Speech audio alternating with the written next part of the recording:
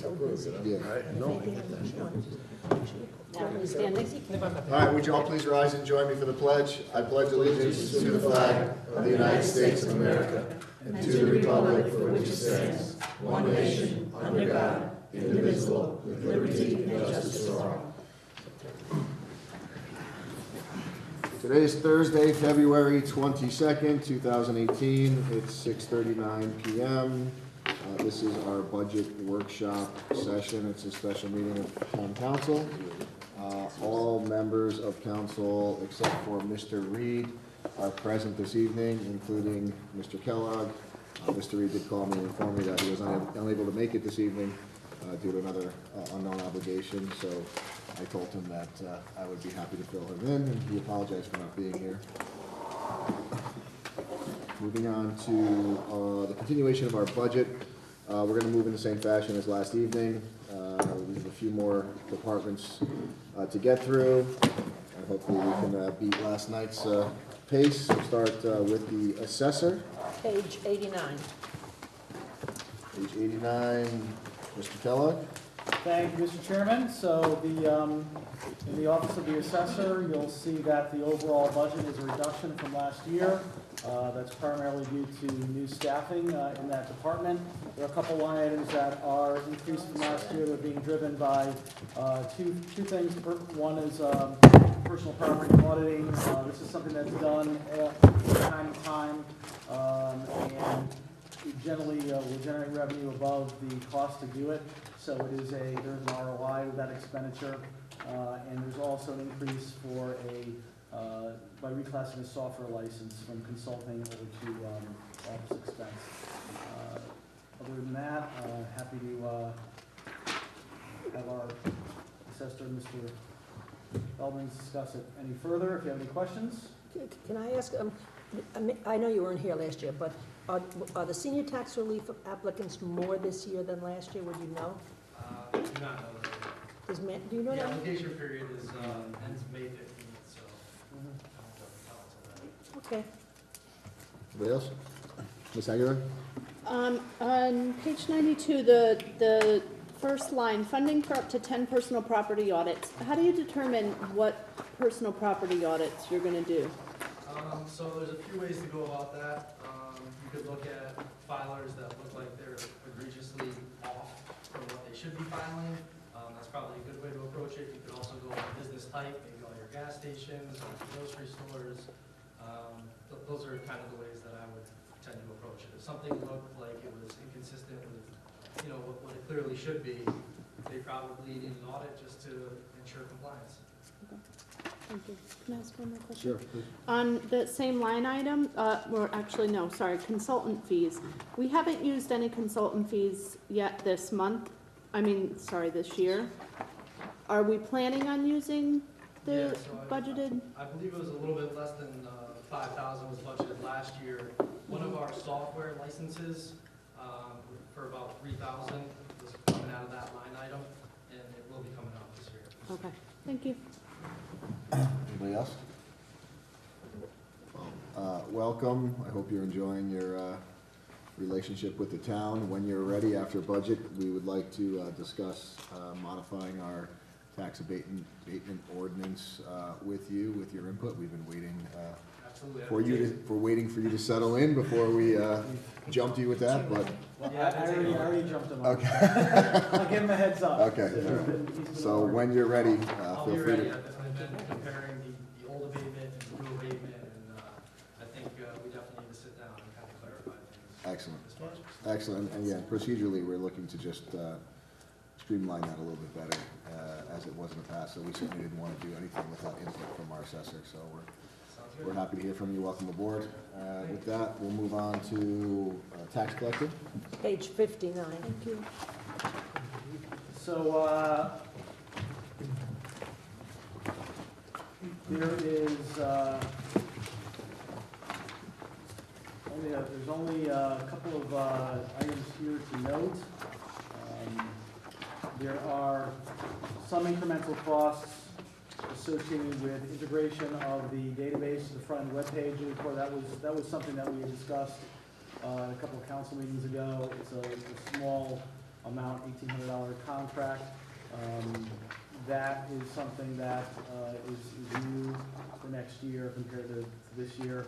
The other item that is driving this is one additional mailing. Mr. Canberra had originally discussed with me doing more than that. However, we discussed it further, brought it down to a recommendation based upon our auditors of one additional mailing, which is why the costs were reduced accordingly.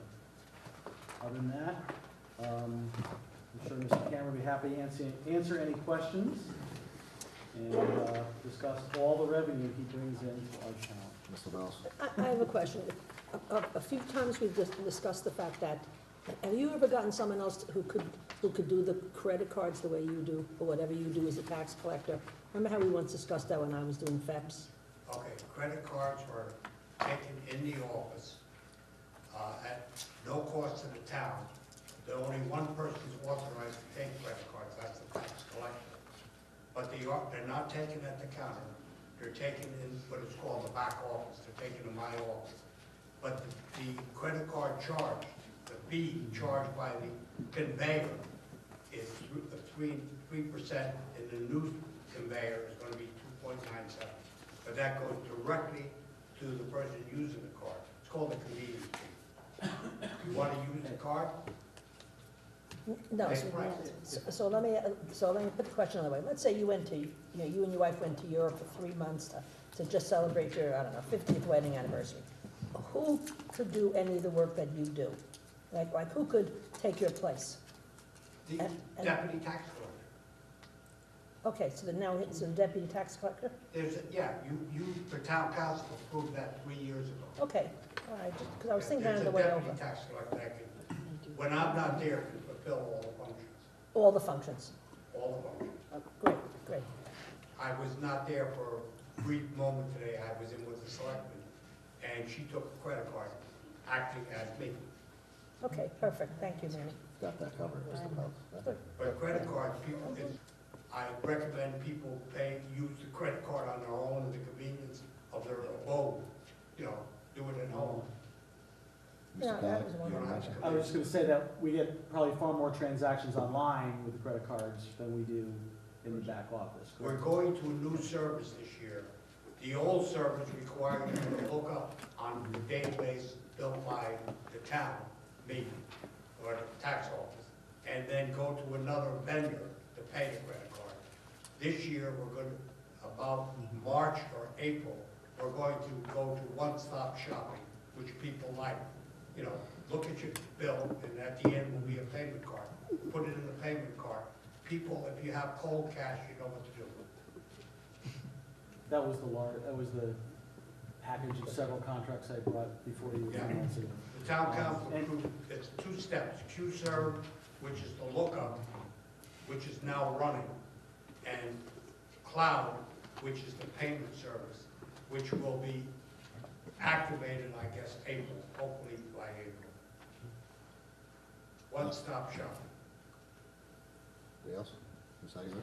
This is to you, Mr. Kellogg. On this, and this may be my newness, there's no revenue Well, item? at the protest of Mr. Canberra, I did not include revenue because he had advocated putting the entire grand list on his revenue line number. Can I answer that question? I would like to refer to the fiscal officer. Tax department collects 92.7% of the revenue for the town. 92.7? 92. This year it might be a little bit lower because we have additional state revenue. This coming year, the budget you're working on.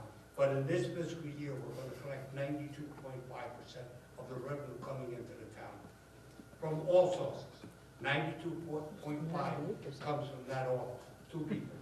So I asked because I was at the Board of Finance meeting, I stayed for the Board of Finance meeting the other night when you voiced your concern over using the undesignated. Right, because I keep the Board of Finance appraised of how we're doing. I start with a projection in the August meeting, in the August meeting, I had projected about $400,000 above revenue budget.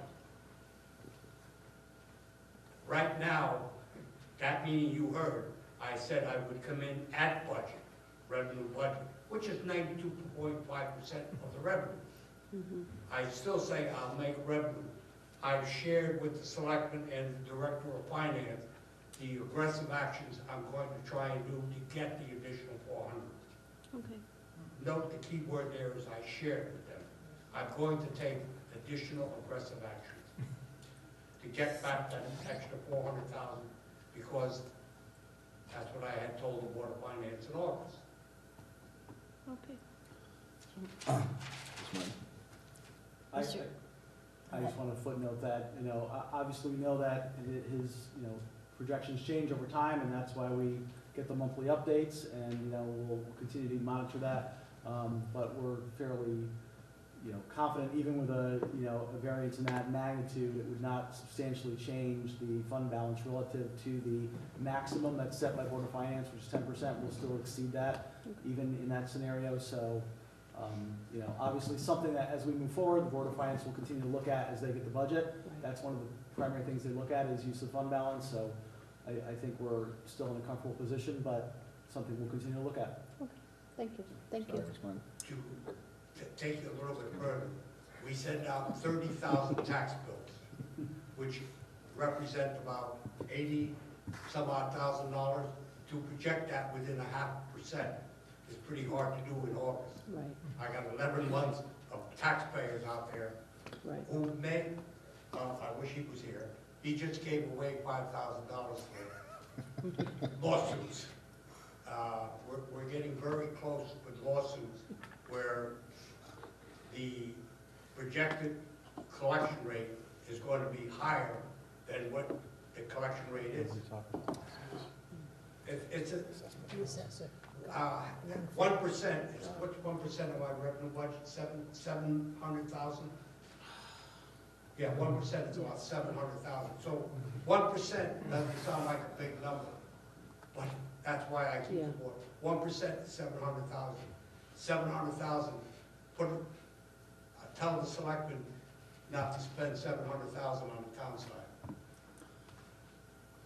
Smart. Big number. Okay, big number. Mr. Kellogg, just one question quickly. The page 12, the grand list mill rate data projections. For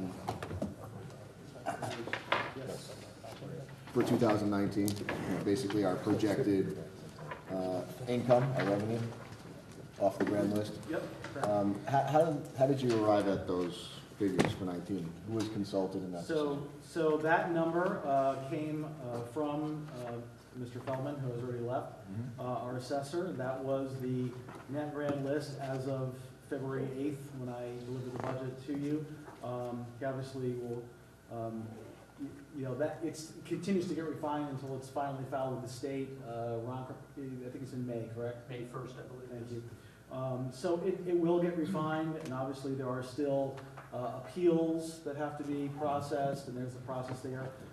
You'll note, though, that the delta between the fiscal year 18 and 19 grand list is greater than what we have in our budget assumptions. So, this is high. We've put assumptions that kind of factor in issues such as credits and appeals and that nature. So that, I have to attribute a lot of that work to Mr. Bonofsky as well as. Well, I asked the question just on the record for Mr. Reed because he asked me to ask the question. I almost Very forgot, good. so. No, it's a fair question. And if you, just to take that a little further, if you go to page 15, you'll see the mill rate calc. It does have a projected grand list adjustment contingency in there for the changes that are going to take place either through DAA. And that was the comment I just made. For the assessor, he gave away $7,000. Nit here, nit there. That's where it gets the compensation for. Anybody else? All right, thank you, Mr. Canberra. Moving on to Thank you. library. Page 184. 184, Mr. Kellogg. Thank you. So, as you will We'll see there's not a lot of significant modifications here, but for the one item, as I had mentioned in prior meetings in regards to the Wednesday hours at the library. I certainly entertained the notion of opening it up full day. That was the request. Again, having to make some tough decisions and wanting to increase service, but in a reasonable fashion and in a fiscally responsible fashion, have approached it with half days Wednesday, and that is what is reflected here. There are some other modifications to the utility line, and that's based upon our experience year over year, and working with our business vouchers to get that number a little bit closer to what our experience is. Other than that, I'm sure happy to entertain any questions that you may have from us. Questions? Ms. Aguilar? With the heat, I actually have this question a lot. With the heat and the electric, how are the costs going up so much how are the costs going down when we're gonna be, opening on Wednesday?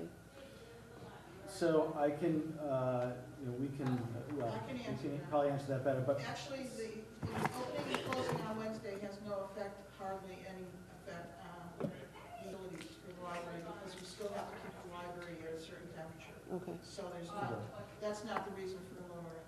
okay. protection of materials. Over the years, we've had an excess in that, both those line items, so we just decided this year that we That's close what it up we a little bit and make it a little tighter. Okay. And was that flood, we were covered by that by insurance, I assume? Yes. Yes, Any other questions? Mrs. Martin, please. Yeah. Could I ask, was there a request for increases in part-time from your department? The part-time hours are what opens the library on Wednesday, so yes, that line item is being increased. And There's a request. in salary, overall part-time salary? No, not the rate. Are you discussing Yes, the yes. rate? No, not this year. Okay, thank you for that. The reserve fund that, is that what do we call that fund? I forget. The Wheeler. Trust. Yeah, Wheeler Trust Fund, that's what it is. Do we know what the balance of that fund is, and are there any plans to utilize those funds for any future projects? I know in the past. We have projects in mind that are going to be used with those funds, but the fund balance is, I'm not aware of. Offhand, I don't know, I could have that available to you. I just want to have a general discussion. I know in the past there's been discussion about more Board of Finance than Council. It's not really our prerogative as much, about using some of those funds to supplement certain projects, obviously not operating expenses or We're things of that nature. continually using those funds for Sundays. certain projects. Okay. I didn't bring that data with me, but, I can make it available as to what we've used over the last year. Isn't that used for Sunday? Sunday. You're utilizing Sunday hours continuously for Sunday hours also. Yeah. So, yeah.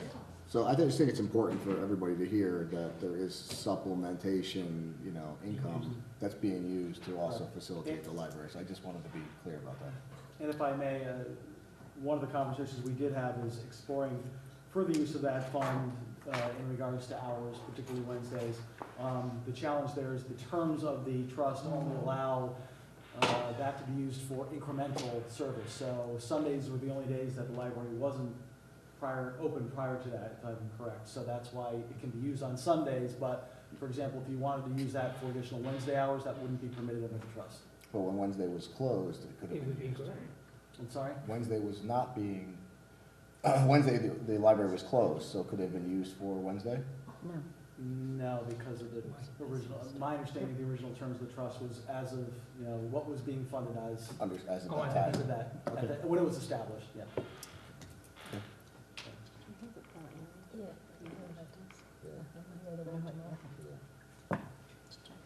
Mr. Orr.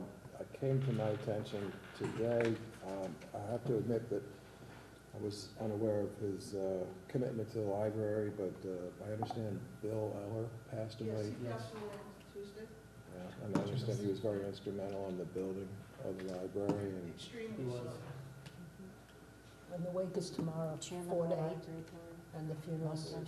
Saturday morning. I just wanted to point that out. Thank you for mentioning that. Thank you, Mr. Orr. Any further questions? Comments? All right. Thank you, Ms. Borchers. Thank you. Thank you. So Thank we're you. on to page 72, but EDC, Ms. Badisco has advised me she's changed her plan. She intends to attend this evening. Is she? oh, is she out there? Heidi, if she's not there, would you ask Chris Nowacki to come down? You might want to ask him to come down. Yeah. Yeah.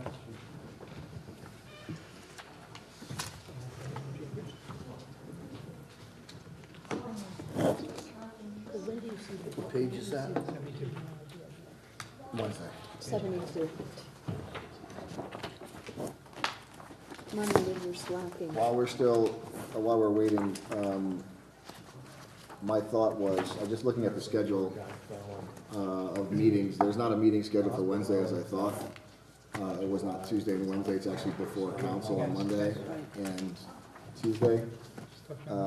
Wednesday's the last day that we have to deliver the budget, but I just wanted to poll everybody. I know we're kind of a little less than 2/3 through the departments, and I haven't had an opportunity to caucus and to really, consider our potential motions and or adjustments. But does everybody think that we can accomplish everything that we need to accomplish just by having an additional meeting on Wednesday, or do we think that we need more time than that?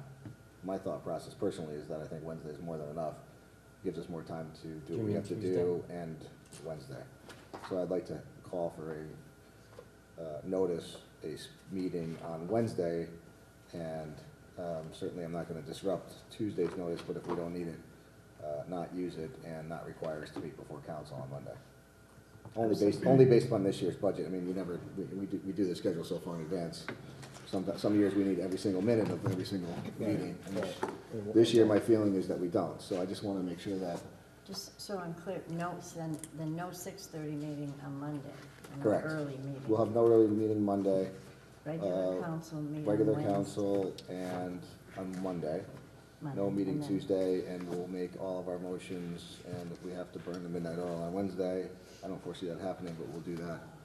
And, does that work with you, Mr. The only Rossi? problem is we won't be able to get a physical budget to the, to the Board of Finance by the 28th, which, I mean, you could read it that if you make your motions and they're voted on, the budget is passed off, whether it's physically to the Board of Finance. I 100% agree with that. Can we do it Monday? Yeah, Can we wrap it all up on Monday? I don't wanna do that. Can we? Probably. I don't like the before the meeting, after the meeting. It's just not, it doesn't flow well. I like the meetings before Monday if we have to do extra drill down. I mean, in the past, that's worked well, and it's just given us a little extra opportunity. But I personally would rather meet Wednesday. In the past, we've used that Monday if we needed to bring someone back in Correct, absolutely that correct. we wanted Yeah, to it was- talk to, and it so far doesn't necessarily. I'm not asking for a decision now. I just want to throw out my idea. Now, at the end, we'll discuss it again. I just want everybody to think about it. Wednesday works for me. Okay, thank you. So right now, just the normal council meeting on Monday. Correct. None of this, It's extremely unlikely that anything but the normal council meeting will happen. just making sure. Okay? That was fast. Wow. Did you teleport here? I was distracting him, but he was like a magic show. Do you want to move on, want to do Public Works now, Mr. Kellogg? Is that fine? Whatever you want to do. EDC's here, we could do them now, or we I could, think they look like they're settling in. Let's do Public Works. certainly. Page 163. Throws Miss, I tried to throw Miss LaFellis off a little bit, didn't work. No, I'm She's wide right. awake. All right, 163, Public Works, Mr. Kellogg. Thank you. Town Hall is 116. So, this is obviously one of the largest, departments to review. There's a lot of information here, a lot of detail. The primary driver in the significant increase in this department is adding road resurfacing and restoration back into the operating budget. You'll note the original number submitted was 1 million. I reduced that down. It's sitting now at 560. Some of that is reclassification of road work that had been in other line items, but about 450,000 of that is pure road resurfacing and paving. The reason why, one of the, as I had said in my budget presentation, every year we tend to have a mix of different funding sources for this, between bonding, the town aid road grant, and this year the proposed mix is going to be, it would be $1 million in capital, bonding, and then the 450 in operating expense, so we can start returning some of that into the operating budget, and then any necessary additional costs could be covered by town aid road. Other line items in here, increases, a lot of them have to do with the MS4 regulations that we talked about. There's some increased cost in tree removals due to the emerald ash borer infestation of our town. It's creating a lot of hazardous trees that necessitate more work in that regard. And I think I'll stop there and go to questions unless there's anything that Mr. Nowacki or Bill wants to add at this point. Questions? I'll start. Snow plowing. Right, So it looks like there was some movement, a reduction in contracted services, but correct. an increase in snow plowing overtime? Well, there's actually. From not your adjustments, but from last year. Correct. So we did, and I'll let them elaborate further, but when we looked at the snow removal costs in both of these line items, there was a lot of, I had some of the same questions. So what we did is went back and did some 5-year averages, actually 8-year averages on the overtime costs. So we would encapsulate some heavy years as well. And the final numbers are based upon those averages of what we would expect a moderate year to be. And the footnote I'll add to that is we always retain some buffer in town aid road if we had some really unusual situation where it wasn't covered within these line items. But if you'd like to elaborate, feel free. Sure, please. The spread that they looked at was an 8-year run that you said encapsulated, was noted as well. And again, it was covered by town aid road should there be any expenses beyond the actual operating budget. So obviously due to concern with Hartford and the uncertainty of that fund, well, we moved in the direction to build that out appropriately in the operating expense. Again, just out of curiosity, do we think a $150,000 increase over the 17-18 budget is necessary? Which line item are you looking at, sorry? Total snow removals, 17-18 total budget was 400,000 change.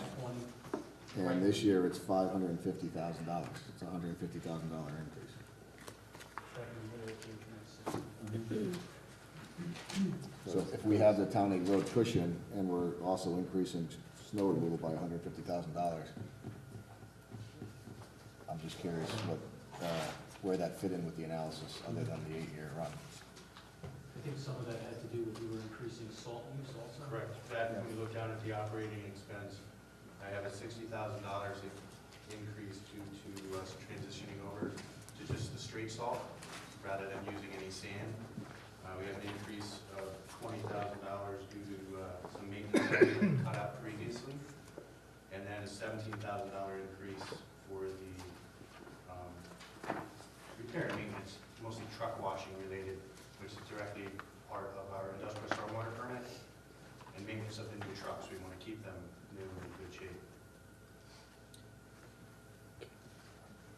is the use of road salt, or the increase in the salt and the elimination of the sand, does that save money in street sweeping or other areas? It is the expected avenue, yes, in the future, it will reduce those costs for street sweeping, which we do internally. Right. So we can look at equipment and/or the necessity to clean out catch basins and/or piping issues as well. That will come over time. So was that trade-off taken into consideration with a decrease in that corresponding line item, or no? At the moment, no, because we haven't been able to get full funding for the actual previous budgets for the catch basins, but we expect that to be the trend moving forward. Just at the moment, we haven't captured that. Okay. Mr. Chairman? In your opinion, do you think there's any room in that for reduction, further reduction in that snow removal line item? Or would that make you uncomfortable? I'd like to keep if you were to look at a reduction, I'd say look at the overtime side and cover that, or by town aid road, if you will. However, we have other items within the budget that are relevant to town aid road potential, which are like the MS4 regulations, catch basin cleanings, guide rail repairs that we're looking to do that have been deferred for multiple years. So there's a lot of, if you will, components to what's being earmarked for that fund right now. Okay. So it has a trickle effect in other aspects of the budget. So. Okay, thank you. Sally?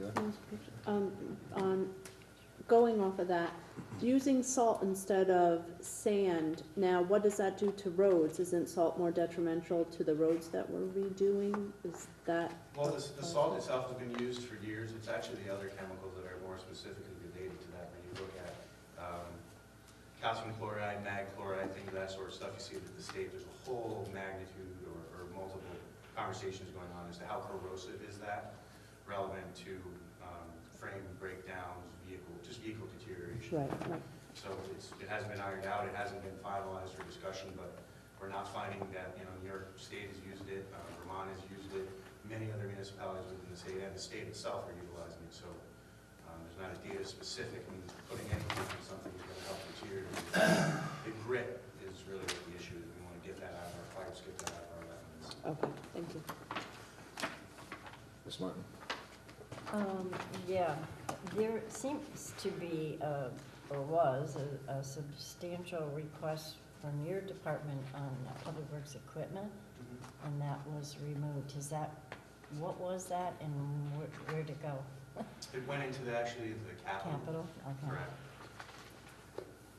And those items were specific to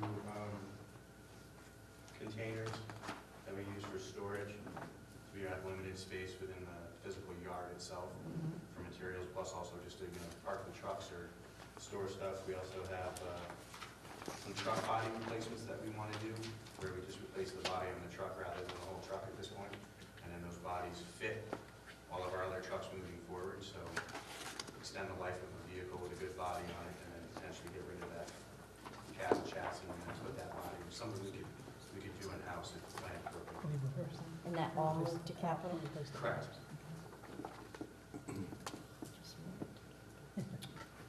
One more question on snow removal. What are your restrictions, if any, on employing outside contractors, as I know we've had to do in the past with significant snowfall, as opposed to offering overtime to in-house employees? It's really just a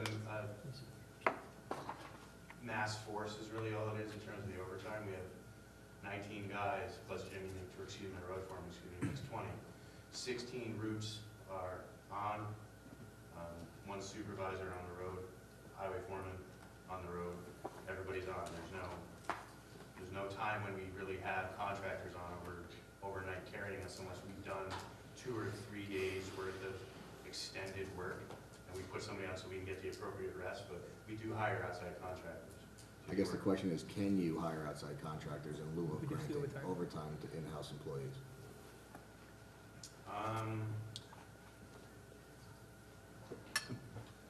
Look into that, to be honest with you. I don't know how that would correlate to the union. I know that we can't. I'd have to look into the union aspects of that. That's my question. Yeah, I would think we could. Just asking the question. Another question.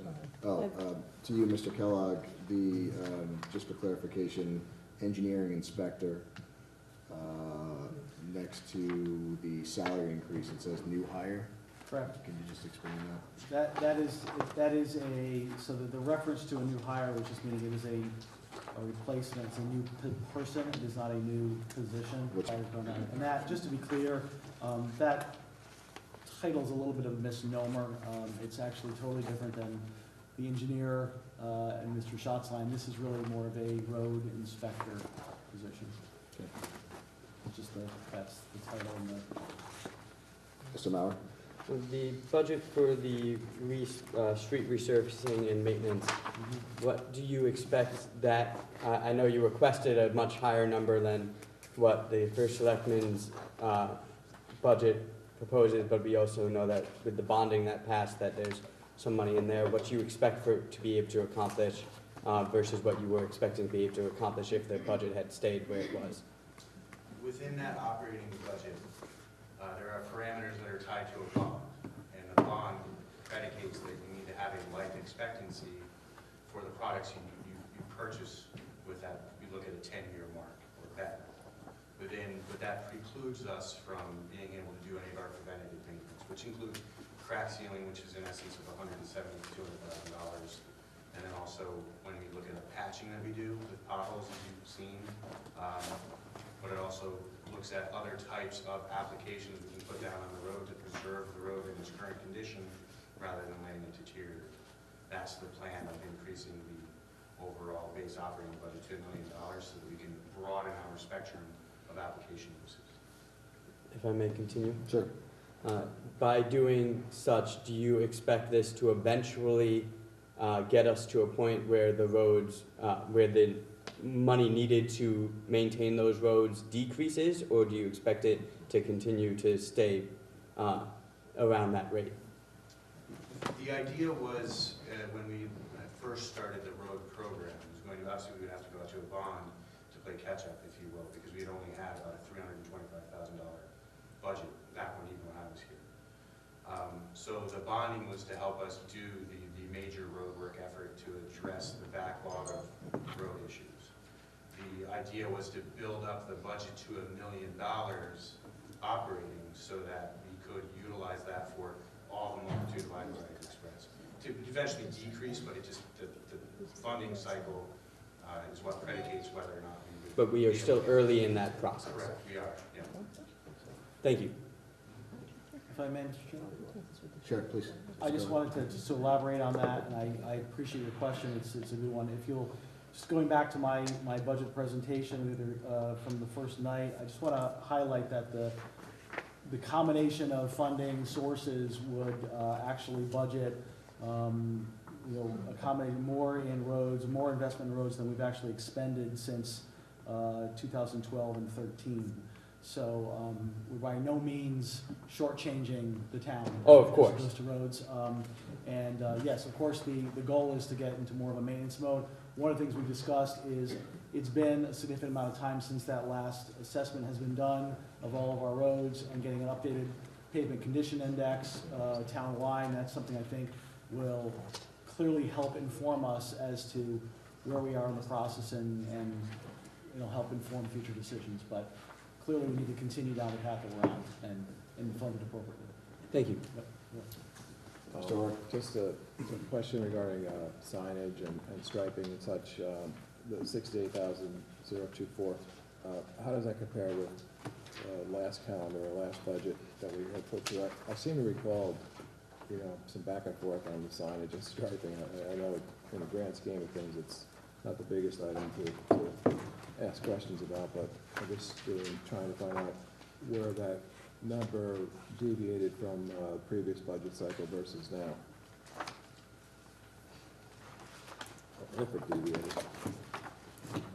We're looking at 68,000 submitted by departments. 174, right?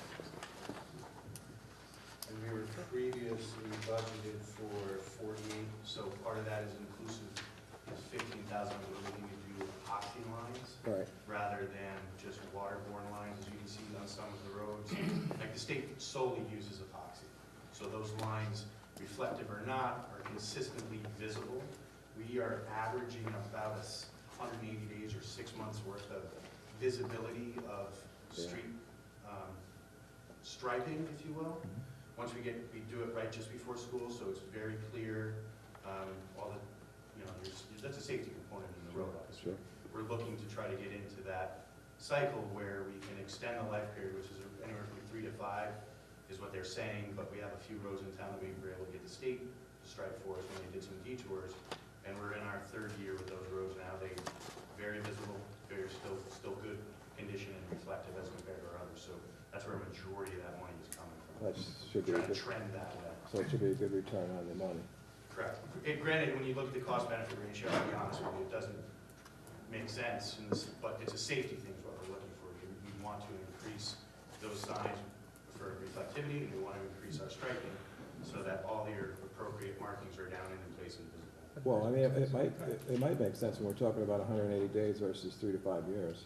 Well, true, but when you look at the actual cost for when Yeah, from a budget perspective, Yeah, we did kind of do the math, and then, it's not purely a cost savings over time. There is, however, reduction in how often you actually have to go out there, but the product being more expensive, it's.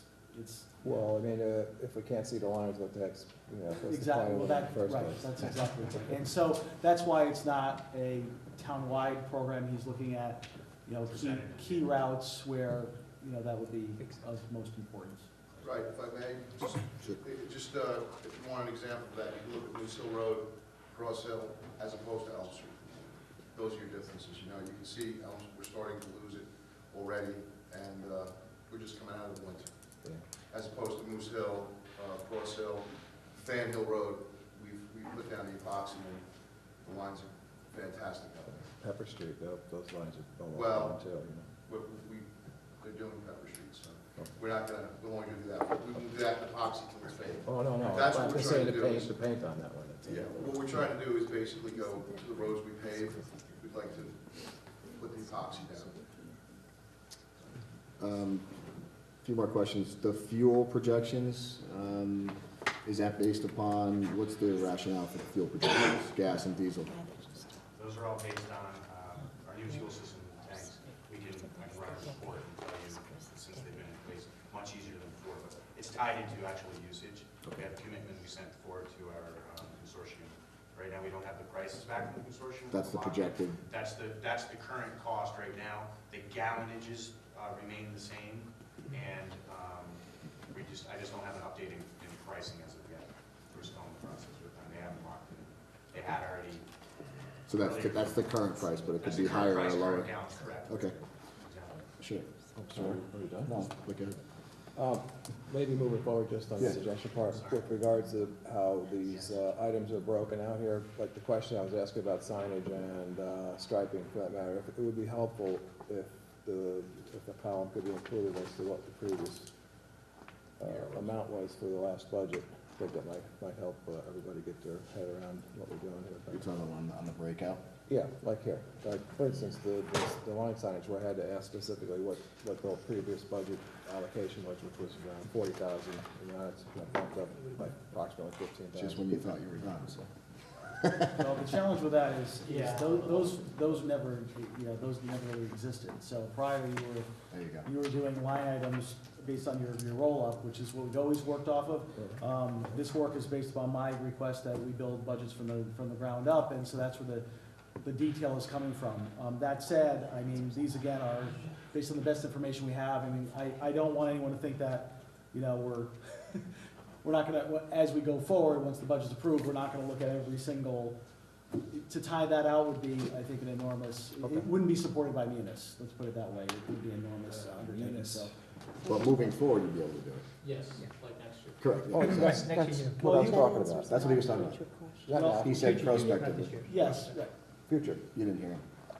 Gotcha. I said it next time. beyond Munis. Yeah, right. Recycling contract, I know we're in our 3rd or 4th year, it says 3rd year, we're in our 3rd year of that recycling contract. Is there Is there a revenue component to that, or is it just reduced in the overall cost? I don't recall. There is a portion of revenue tied to that from,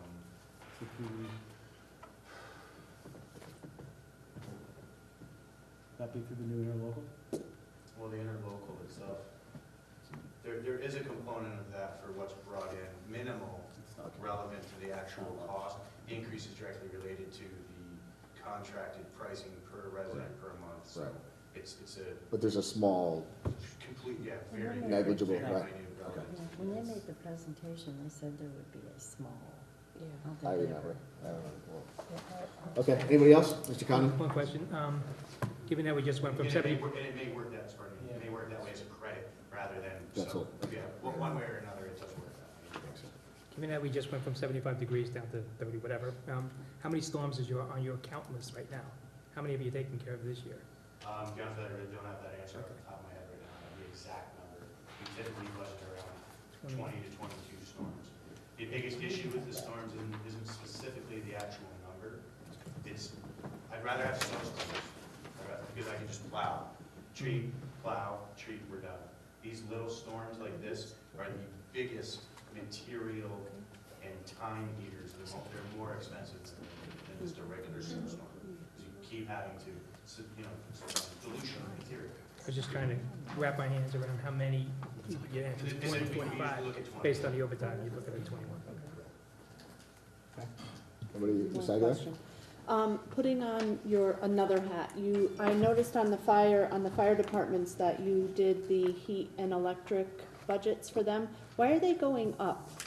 They're going up because the data the data I had at the beginning of the budget that was presented for last year wasn't all inclusive. I have actuals now that are more specific. I have a whole year look back, and which why we didn't capture it properly. The overall Okay. allocation was there, so it's in the budget.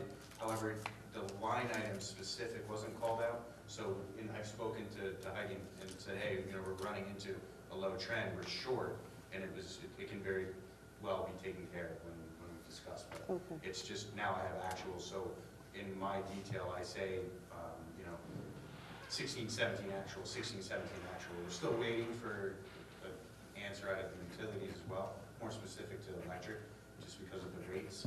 We've got half that pricing contracted, about 17 cents a kilowatt. Half that we have contracted through our consortium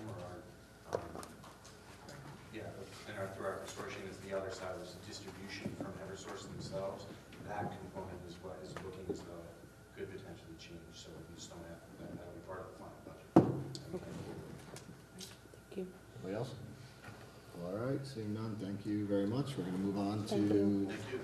Thank you. move backwards to So EDC. it's page 72. Do you want to, town hall maintenance? Oh, yeah. Oh, yeah, that's good. Yeah, 'cause Well, That's that's a page fast one. 116. What is it? That's page 116. Sorry. I thought maybe we were just skipping. Where are we, 116? 116. Yeah. 116? Yep.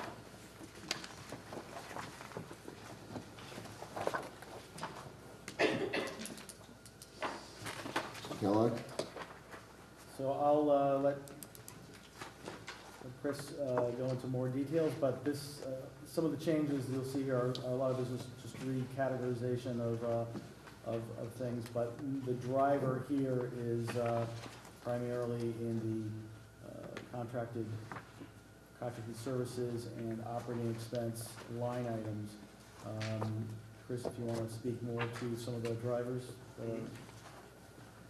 Reading Craig, we're looking at like a $14,000 increase overall. 10 of that is directly related to heat. We increased the gallonage that we're committing to,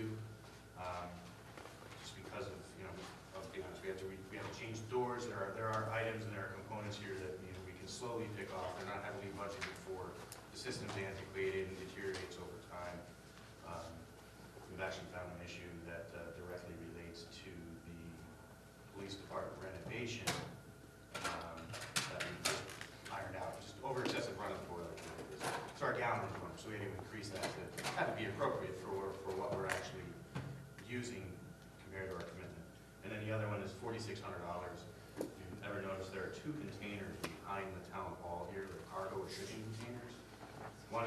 just completely rotted out, and it's what Parks and Recreation uses here because we don't have any covered storage.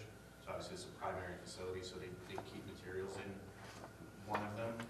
It's beyond use right now, it's unsafe, so we need to replace that. And the other one is utilized for PD storage and outside appropriate storage. So those are the two drivers that make up that $14,000. Questions? All right, Now, moving on to EDC. Now you can really leave. Thank you. Thank you. Now it's Thank you. page 72.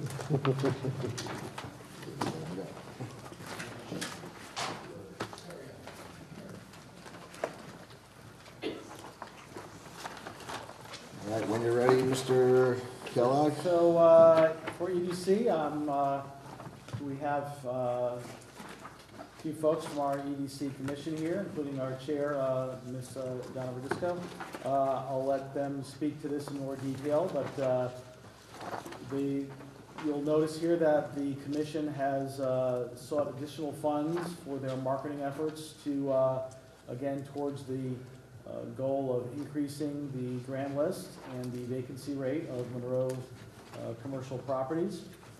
Those are primarily focused around various engagement events. One item is a return of a relatively cost-effective concept of a bus tour. It's included in the marketing development line. It's about a $2,000 event that was very successful in prior years in terms of the draw it had and the response that they received at the time. They also want to implement a real strategic marketing plan, a branding effort townwide, and increased marketing materials. And some of the concepts that I'll let them speak to further is more activity in networking, and we're working closely with trade groups and associations to engage in those entities that we know that the businesses directly are involved with. I did, after speaking with them, make some targeted reductions, just because I felt that we need to focus on what I thought was a reasonable palette of things that would be reasonable to ask a group of volunteers to pull off in a year. I think the restaurant week was extremely successful. I want to build upon that and have enough for a couple other really solid events and be able to put together the materials that they feel are necessary for marketing the town. So I did trim that a little bit, and with that, I'll be happy to let Donna speak more to that, or if you have questions, however you want to proceed. I think that's appropriate. It's obviously a very large requested increase, and I'm sure there's some well thought out concepts behind it. So I think we should turn the floor over to you, Donna, and your team, just to allow you to present what your vision is, so that we can then ask questions. So, I've been on the EDC for at least a year. I think the biggest feedback that we hear from the businesses is that there's concern with the process, and that's really, as a commission, we've tried to really assess where we really need to be focusing. So we've spent a lot of time focusing and working with the First Selectman's office to try to streamline some of that. So as a commission, we started down the effort of trying to focus on some of the key events, but we've basically come up across some barriers. A lot of the owners really feel that we need to help make some progress in some of those areas. So when I immediately took chair, we decided that one of our big wins was to try to show some momentum. So we did the restaurant week to help us drive that. Going through the election process, and we were working with Steve, we were starting to focus on the process, and then of course work very closely with Ken to try to figure out what else is the vision, what do we need to focus to get us in alignment, and try to build some credibility with those stakeholders. So we're doing a number of things around the regulation and the permit process to really understand what are the challenges and things that we need to do moving forward. Of course, our primary focus is to increase the grant list, right? That's our primary focus. And in order to do that, that really requires sales support and marketing. And we don't have any support, so we don't have headcount. We don't have an EDC director. We don't have a grant writer. We don't have administrative support. But we do have an active commission that's focused on helping execute and drive the initiatives that we need to move forward. So instead of putting forward a plan to ask for support, right, and then, administrative support to do that, we're deciding that we need to put the money into effort that we think is gonna help. In order to do that, because we have reputational issues, we feel that we need to focus on our marketing. Marketing costs money, right? So in order to market, there are a number of things that we've had as kind of part of that, and Ken spoke a little bit about it. Things like a video promoting the town of Monroe as an example. Something like that, building it from scratch starts, we've been getting quotes, it's about $20,000. So we said, how can we, go out there and look at maybe coming up with some more reasonable costs, trying to partner with other areas and other departments that we could be able to potentially leverage their footage and things like that to cut the cost. So we've taken, like, for example, the video and cut it down from 20,000 to 80,000 as an example.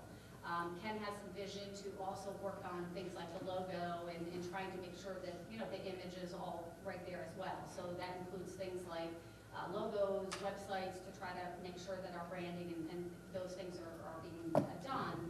And we're getting quotes that are, several $1,000s. So we're trying to say, okay, well, we'll absorb the content, the design, we'll do that, right? We've got a marketing expert, we've got people that are willing to invest their time, and that's kind of our plan. So you'll see, as Ken shared, I think our initial focus right now has been the process. We're already starting to focus on some of the branding, so we're working on the logo right now, we're working on the video, we're working on brochures. That's also going to be helping with the message and helping with the process, because we get people that come down to land use, they want to start the process, but they don't know where to go and things like that. So we're trying to put artifacts and things in place to kind of help streamline the noise and help people avoid, staying within that route.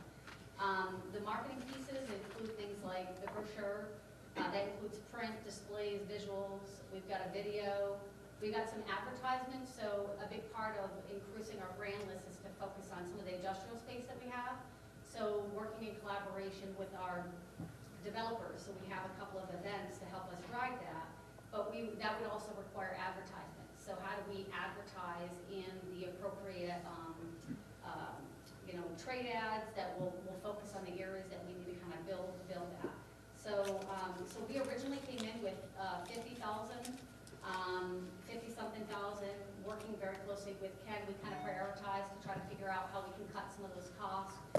We've taken it down to about 40,000, so we've cut it about 13,000, we cut it. And that is really kind of almost operating on a shoestring budget, because again, we're absorbing the majority of the sales and marketing costs to be able to execute. We can go into more details if you want about specific events and what we're trying to do, but that's kind of at a high level that I think at a high level what we're trying to achieve. Okay, thank you. Questions? I personally would like to hear about the events, if you could. The events? Yeah, the events. Restaurant Week, I'll start there because you guys are familiar with that. So that was a very interesting experience. It was the first time that has happened. We had three of us that were very active in pounding the pavement with a lot of support from other people that were outside the commission to help. We got a lot of resistance from our business owners. They feel that every time that there's an event that we're going and asking for money, and that the community or the town is not really making an investment into the businesses that are here. So we, of course, have twofold in part of our strategy. It's how do we increase the grand list, so that's new business coming in town, and then we have the retention, right? And that's kind of where restaurant falls into play. We were trying to self-fund because we had all these other things that we wanted to try to do. And so we had to kind of ask them to help us offset the marketing costs, and we really weren't able to make the traction that we wanted to.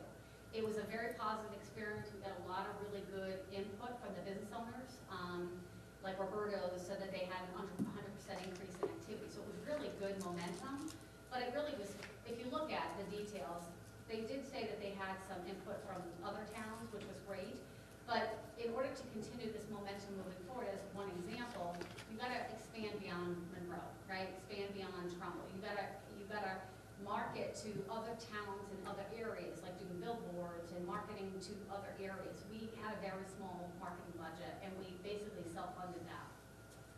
And we really feel, as in talking with Ken, that If we can get the budget to help offset that, then we're not, we're really putting the investment back into the community, which we feel is important. So that's one example where we're asking for money, where we offset that this year. Another thing is a bus tour that had been done, that we had heard a lot of positive success around that. We've been researching the costs of what's been done, so I think we allocated about $5,000 to do that the right way. We want to do a broken open house where we would invite the brokers all to come and promote all the open space. Developer night would be probably one of our first events that we're trying to start during this fiscal year. And that is really bringing the developers in to talk and strategize the space, what we're trying to do, what they're trying to do, how do we partner together. That would be our next big event.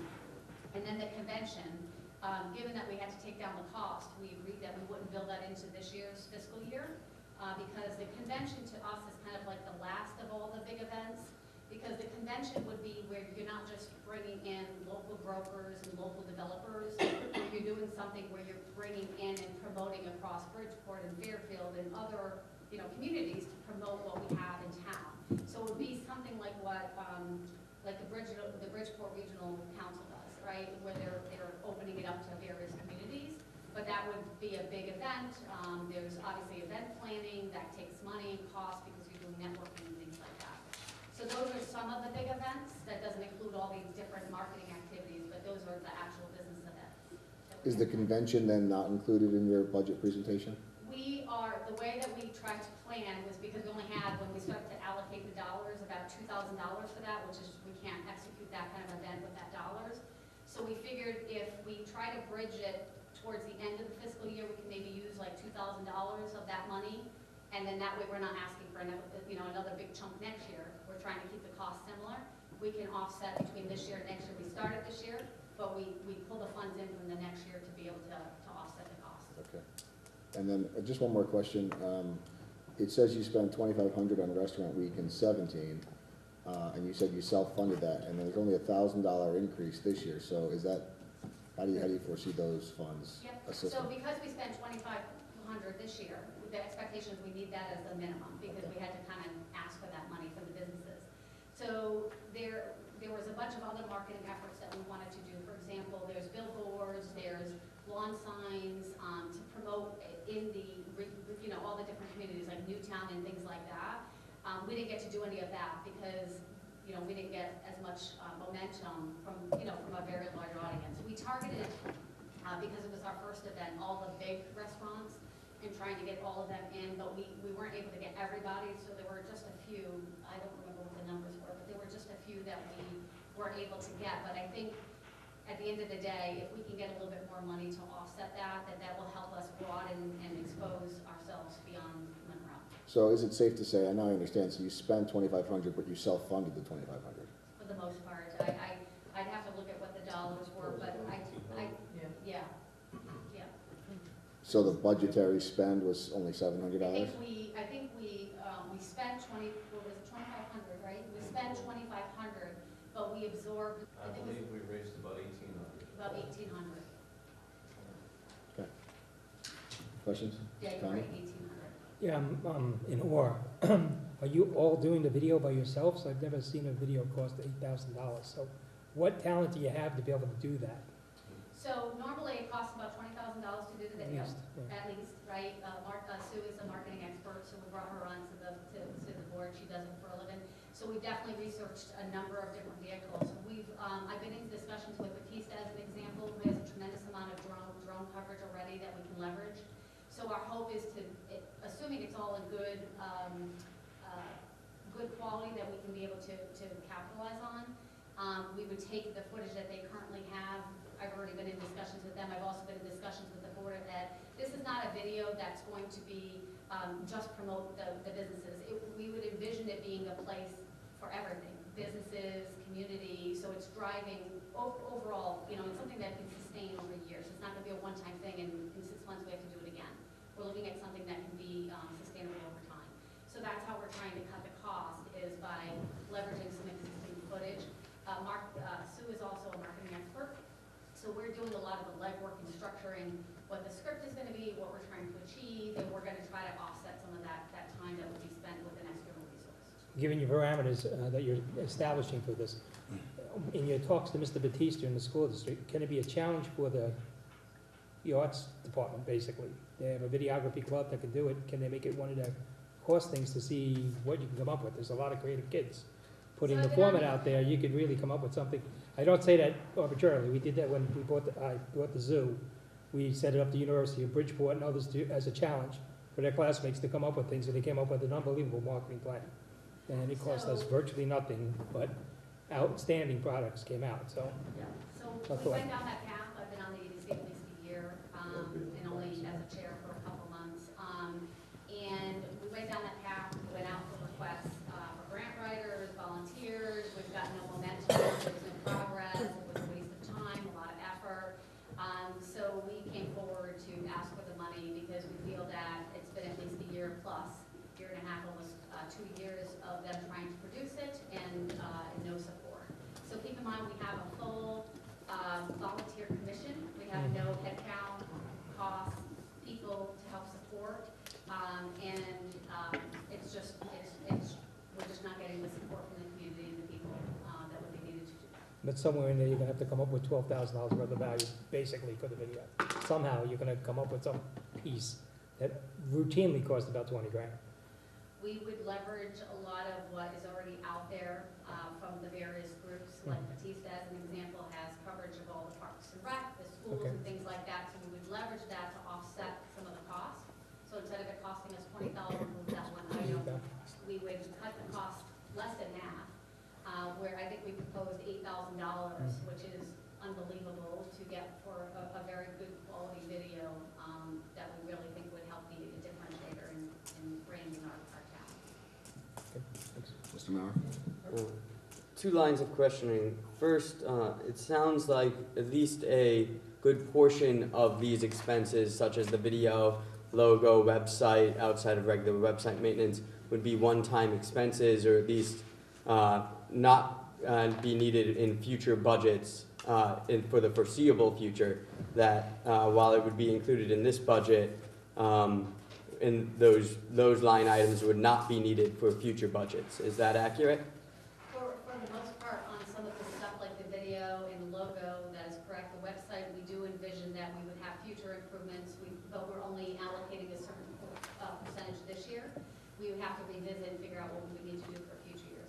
But like the video as an example, yes, that would be a one-time fee. We wouldn't have to ask for that again. Maybe down the road, if the information gets stale, we would add to it and leverage what we have, and then, figure out what is needed in the future, multiple years. Things like the brochure, this we do envision is something that once we create it, we have it, but we would envision maybe modifications. We wouldn't do print all up front. We would print in small increments, so if we have to make changes, we're not throwing away stuff.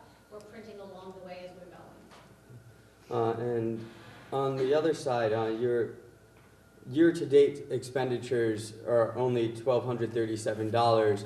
As you said, you were able to fundraise, but off of a budget based off of $15,000.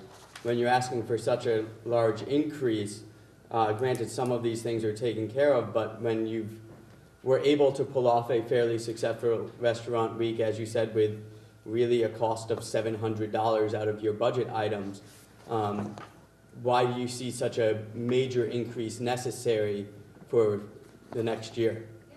So for this year, we have all the funding already allocated for this year. Those items include like developer night, which will cost about $5,000, but that will be coming close towards the end of this fiscal year. We have a logo that's going to cost about $1,000. We have a website that we're looking at about $1,000 of making improvements. We want to do Monroe gear.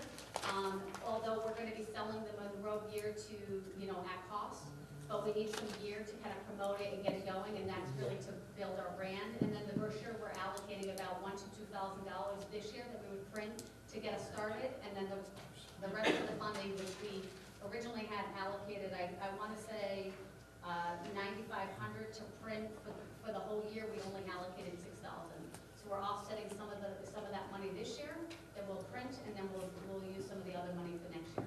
Continuing on that line, what do you see the purpose of the Monroe gear, and do you see that creating any revenue?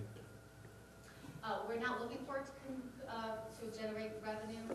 We're not looking for it as a fundraiser. It could be in the future, but at this point, it's really about trying to change the reputation, show the momentum within the town of Monroe, and help build our brand. Okay. Community spirit. Mr. Moore? Along the lines, my ears perked up when you had raised the issue of reputation issues that we're facing. What are some of those issues that you're hearing on the ground with regards to your interface with the commercial folks? Yeah, some of the hurdles that we've been running into, we've been trying to get in contact with some of the local brokers, get a list of the properties, we can kind of catalog them and promote their properties, and we're basically being told they're directing people away from the town. They'd rather not put a person in place, only to have them come down here, go to land use, and get turned away. Which leads me to the next part of the question, I should say.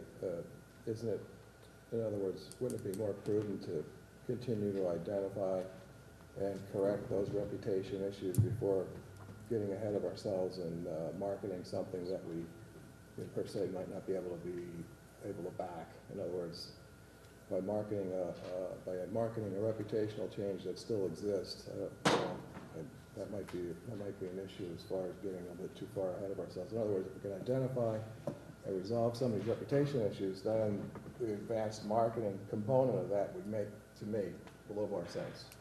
So we are running parallel paths. We're right now working very closely with Ken on the process stuff. A lot of that work is going to take time. It's not going to be overnight. We have right now facilitated a meeting, on the permit process, and we have a meeting this coming Friday to start on the regulations. So the marketing stuff takes time. You create the artifacts, but it takes time to build and drive that. If we don't do any of that stuff and we just focus on the process, we've lost almost a full year to really help improve the brand list. But having a marketing plan out there before the process is fixed can be even compounding the damage.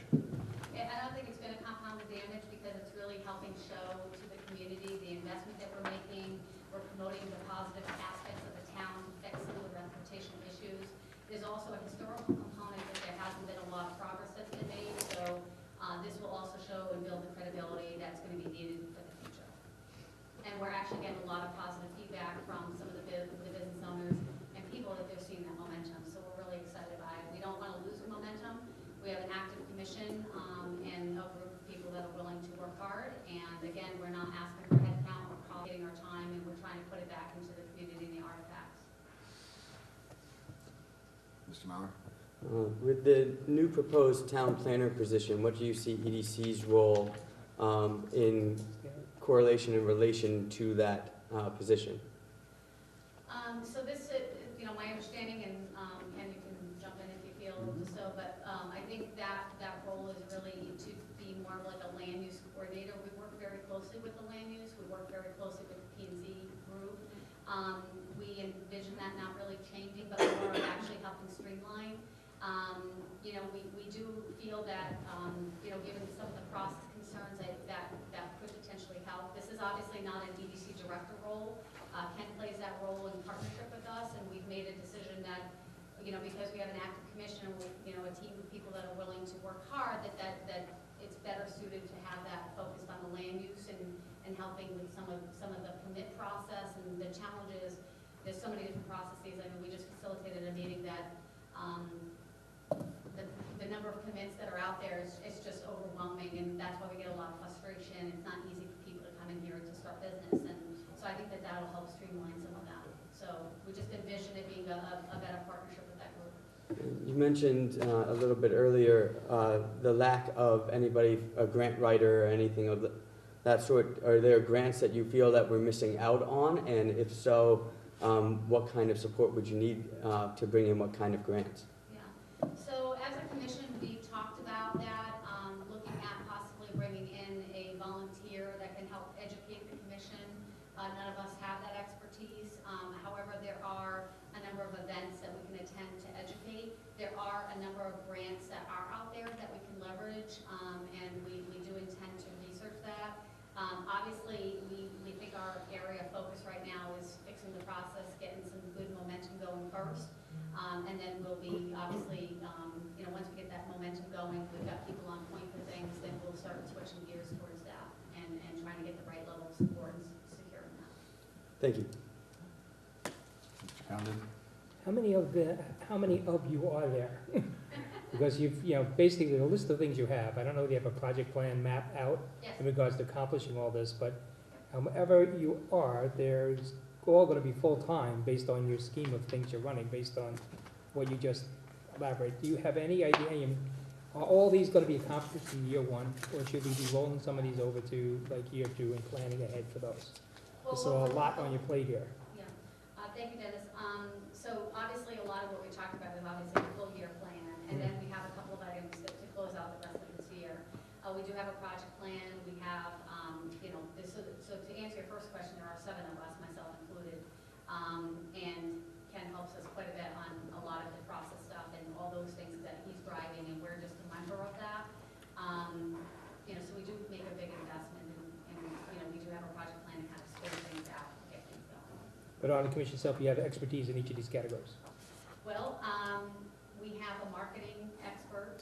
We have, from a sales perspective, there's about 3 of us that are actively working that planning. All of the commissioners are responsible for that. The coordination of some of the basic things that are BAU stuff, like the grand openings and things like that, that doesn't require expertise, but that is a lot of work that is needed, and we all do that. We all play kind of roles. We do use a tag team approach.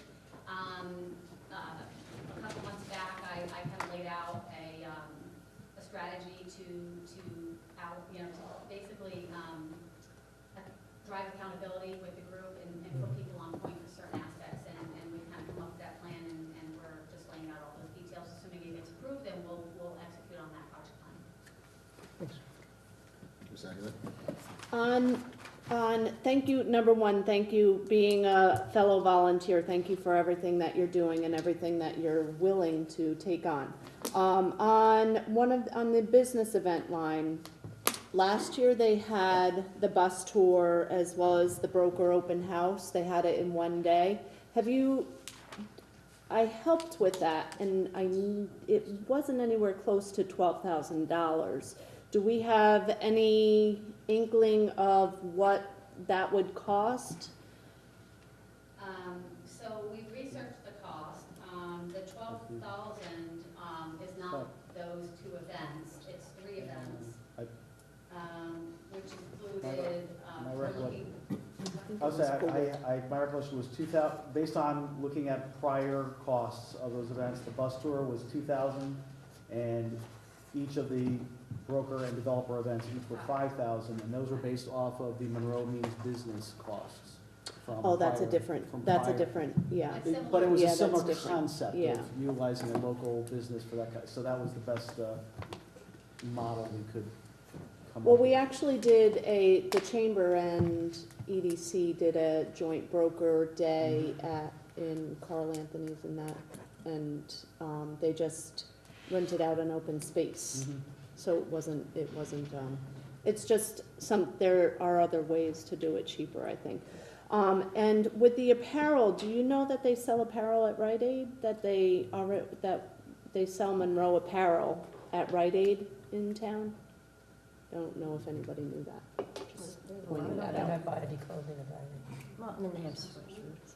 If you want team sports. Anybody else? I have a couple of questions. Anybody else? Ms. Martin, sure. To appeal in for that. As a commission, what department head do you report to?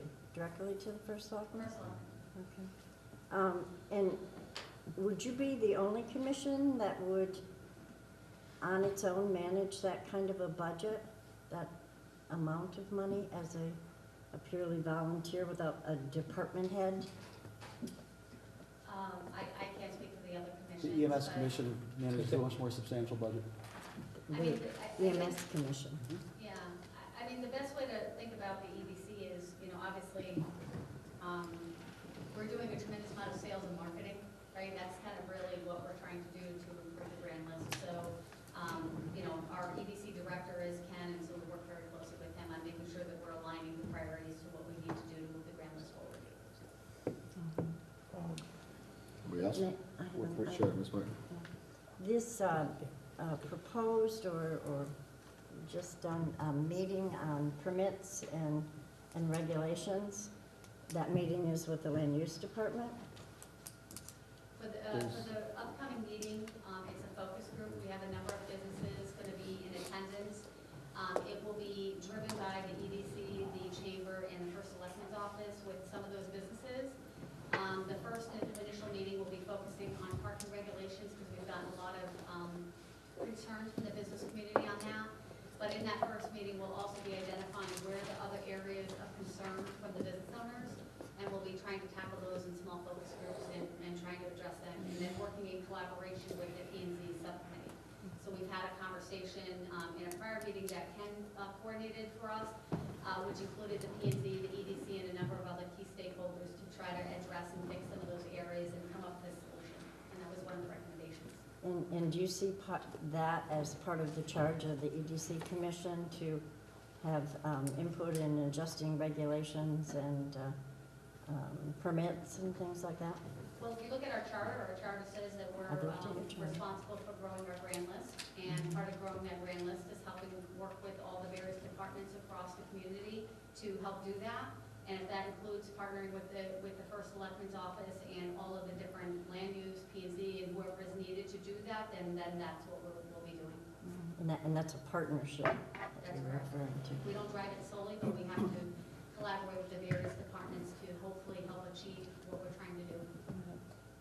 The video that you're referring to, has given any thought to, and I can imagine you haven't, I know other communities have businesses pay for a video, and they get a credit at the bottom, and they pay to produce it or whatever. Then they get a vested interest to stay because they're in the video. Absolutely. That's the number one complaint that we get from the business community, is that we're constantly going there and asking for money, and they want to know what the town of Monroe is doing for them.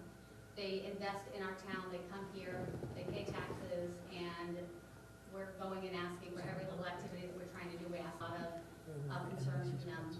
We saw that firsthand with Restaurant Week, and so when we put together the plan with Ken, as a commission, we recommended not doing that, and that we try to really make an investment. I do envision that we'll still need sponsors for things. Like Restaurant Week, we only asked for $3,500, but I do envision if we get sponsors, we can really make some big headway and really go beyond in the future, and we would do that through sponsorships. So we would still try to identify ways to be able to help offset some of the costs without having to knock on doors to do some of the basic stuff. Right. I would wonder, given your expertise, why a community like Newtown, who has their businesses pay for a video, which is pretty good, it's not bad, why a place like Newtown wouldn't consider that burdensome from the business angle in the community of Monroe? I can't speak for the other towns. We've done a bunch of research with the various communities. Just taking Restaurant Week and some of the other items that we have, some towns don't ask for anything. They do try to do something what we're trying to do, like Fairfield is an example, where they ask for sponsors to help do things that are in addition to, and they don't ask for any dimes to help facilitate some of these big events. So, we're going to kind of do a combination, and again, the budget is really a shoestring budget to help offset what we're trying to achieve. If we went out for headcount and you accounted for an EDC director, a grant writer, and an administrative support, in addition to the activities, you'd be well over $150,000 for EDC, and we're at this point at $40,000. So you consider that a bargain? We are doing this on our own personal time. We have marketing We know support how that's that being goes. done behind the scenes. Like, when you take all that away, right, then we will go back to the basic events that are happening, and we won't continue to increase the grand list, and that's what we're trying to change. Just a quick question, the bus tour, $5,000, I think, right? Is that correct? 2,000. I'm sorry? 2,000 for the bus tour. 2,000. Okay, I'm sorry, that's my mistake then, I put down 5. I was just wondering what the cost was prior. Do you have any idea what it cost last time they did it? Yeah, and Ken just spoke to it was about $2,500. yeah, around 2000s, when we pulled the old invoices. That was for the Monroe Beats business and that? Yeah. I'd like to move on from this. Just one last question. The business contribution to Restaurant Week that you sought from each business was what? 1,800. Oh, each business, 100. Oh, And some were 50, depending on the size. right, little larger businesses were 100, yeah. But for instance, Roberto's reported 100% increase in business. That's correct. Were they a $50 contributor or a $100 contributor, you know? All right, any other questions? Just last question. Just like tag off of yours. Do you have testimonials from all those restaurants that actually partook? We So went you out get- and interviewed a lot of them, Okay. so we did go out and talk to all of them. So your idea to use that for the We future? only had one business in town who asked to be closed. They didn't want to follow the rules of what were outlined. We were trying to drive consistency, but other than that, we received all positive feedback from all the businesses. Thank you. All right, thank you for your energy and your volunteerism, we appreciate it. And you have something? Just 5 second thing. You need to What's tell your me? name? Robert Westland. Westland? Yep. Thank you. Time in? Yep. Okay, all right. Thank you very much. Thank you. Thank you. We're up to 158. EMS? Yep, page 158. Yeah. Thank you.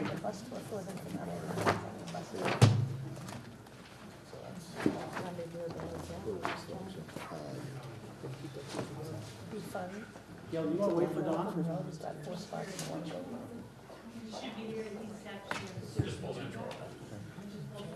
Mr. Chairman, can we go to Fire Marshal first? Yes, please. Fire Marshal, Ms. LaPellis, change up. Yes, sure. 151. 151. So, the only, it's a relatively flat budget. The only significant item to discuss here was, again, there was a request to increase the administrative assistant from 13 and a half hours to 19 and a half hours. I did agree to raise that to 15 hours a week to improve again, as part of that improvement of the customer service aspect and allow the fire marshal to be out in the field more often. He also expressed an ability to utilize some flexibility and some of his other per diem allocations to be able to allocate for any fluctuations. So I think we were comfortable with that adjustment. Other than that, again, it's a relatively flat budget, and happy any questions, or Mr. Davin would like to say anything? Ms. Martin? It went from what to 15, 12? 13 and a half to 13 15. and a half, okay. Any other questions? Mr. Davin, we've heard from building and engineering in the wetlands about the increase in requests by homeowners and or their representatives for sign-offs on municipal type permits. Is that also affecting your office? Yes. Okay. Is that the reason why you requested the increase? My administrative person has become such an asset for my department, it's just one person. She's here to get files for people that need underground tank work, real estate people who need daily. So, yeah. So that increase in activity that building, zoning, and in the wetlands has seen in Sanfield. Fair enough. Anybody else? To that point, though, is there any way of you keeping a metrics on that, like you did with fire inspections, the rest? I mean, if that's a growing need, and it seems to be, right, a lot more people coming in, you have metrics for fire investigations, life safety inspections, all that. Is there a way of keeping a metrics on that account so you can see how it's changing year to year? That'd be helpful. Okay, any other questions, I Ms. have Aguilar? Mr. Kellogg, this one is actually for you, and it may be a rookie question. Why, and maybe it's a joint question, why does the fire marshal have just as many hours as HR? Is that equivalent, there's equivalent amount of work, just going over the budget? The HR department and town hall has about the same amount of hours as FTEs? What do you mean by hours? The part-time The assistant hours. part-time help has about the same amount of hours. Has how many? 25. Has 25 It's the hours, most they can have and, before they and, have benefits. because she just asked, right? She had, She has an existing person at 25 hours, and the request was an additional 10. okay. And fire marshal has 19, okay. Good. Yeah. I just thought it was a very close amount of hours for a disparaging, I don't know. That's my Okay. rookiness. It's based upon the department head's articulation of how much work is involved and with the nature of the work. It's, Okay. it varies department by department. Okay, Otherwise, thank they you. become full-time. Any other questions? No. All right, thank you, Mr. Gavin. Does anybody need a break, or are we good? Good. The break was not good last night, so, no, I'm kidding. The break was wonderful. Good? Good. All right, let's move on. 158 EMS. EMS? Break slowed us down.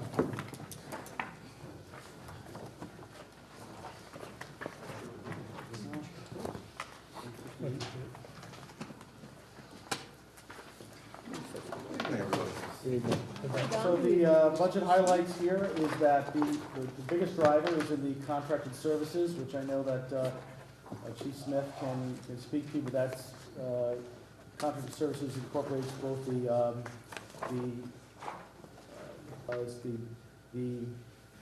EMT coverage that's contracted at certain times of the day and the billing service as well that is contracted out. There was also a small, increase for training. That was really to not fully restore, but a partial restoration of some of the reductions from last year. They saw a significant impact by not funding that at a greater extent, so we did agree to increase that a certain amount. But other than that, it is a net increase overall of this budget by $30,000. However, I will point out to you that they are projecting a increase in revenue next year that exceeds that. And that is directly related to their billing for service activities. Thank you, Mr. Kellogg. Questions? Mr. Mallard? What percentage of that 31, I know a large percentage you said is due to the contracted services. Do you know what percentage of that is the contracted services? Yeah, it's 29,000 of 31,000. It's not a percentage, but That's perfect, thank you. vast majority. Yeah. Anybody else? I just have a general question. Ms. Aguilar? Is there a way, because I know I use CERT a lot for things around town, is there any way to offset their expense with donations? Do they ask for donations? Do we ever put it out there that CERT, I don't know. the, I'm sorry, the EM management, with, CERT? You might be on the, Oh, I'm on, you're on the emergency management page. I'm sorry, I'm on the Okay. wrong page. Okay. Sorry. Anybody else? All right, seeing none, thank you, Chief. Thank you. Thank Mr. you. Can I Kellogg. sing again? Thank you. Thank you. Thanks. So now we're I back don't to, see Chief Salvatore yet, but we do have members of the respective fire departments. sure, so let's go to, can I go to Start Stepney? with So I think Stepney's on. Stepney. So that's 147. I will text the chief as well. It's okay. No, Jeff Giordano on a train.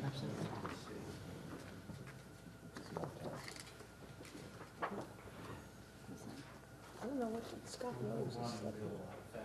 Yeah, I'm gonna text the chief right now. One of the The guy S's. with the, Stepney. Yeah, yeah. You want a break? Give them the time to. All right, 5 minutes, 5 minutes. recess. I'm going with that. 8:20, which means like 8:25.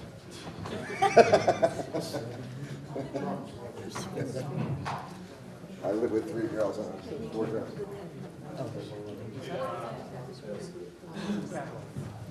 That's my one weird thing, right, Jason? My only weird thing. Your only read.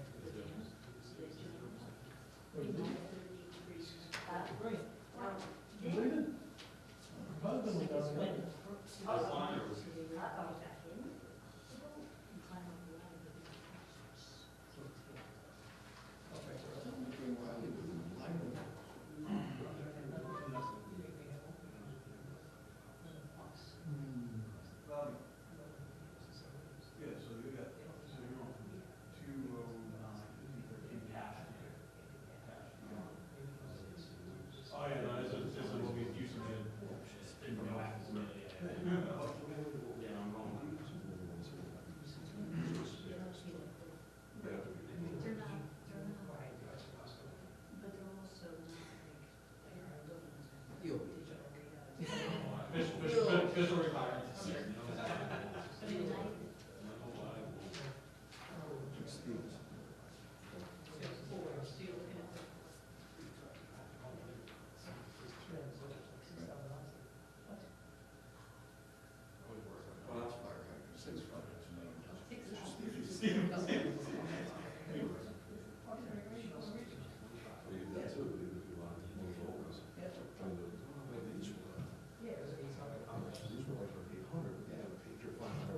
Canada.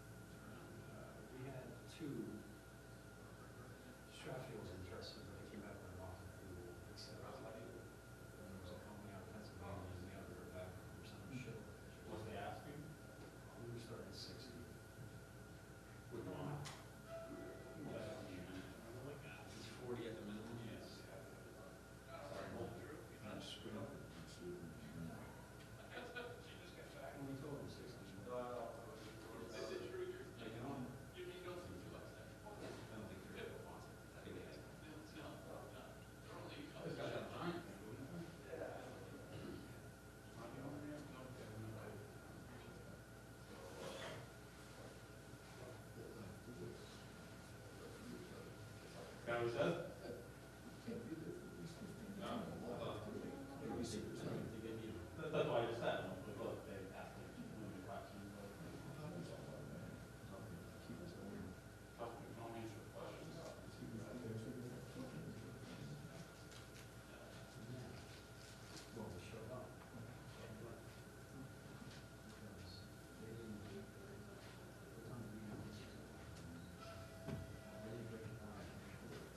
They can wait.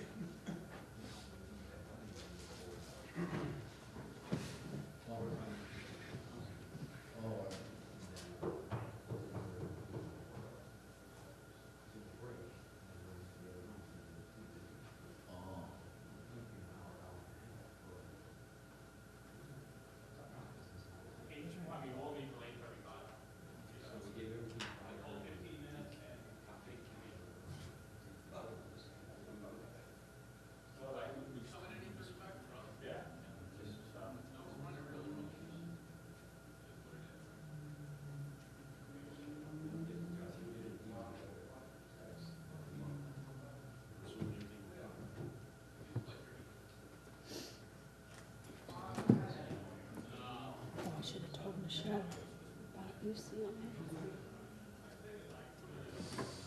She's USC, isn't she? Huh? Isn't she USC? Yeah, she's USC. Yeah. But she had been asking about UCLA. She applied to USC also. Oh, did she? Yeah.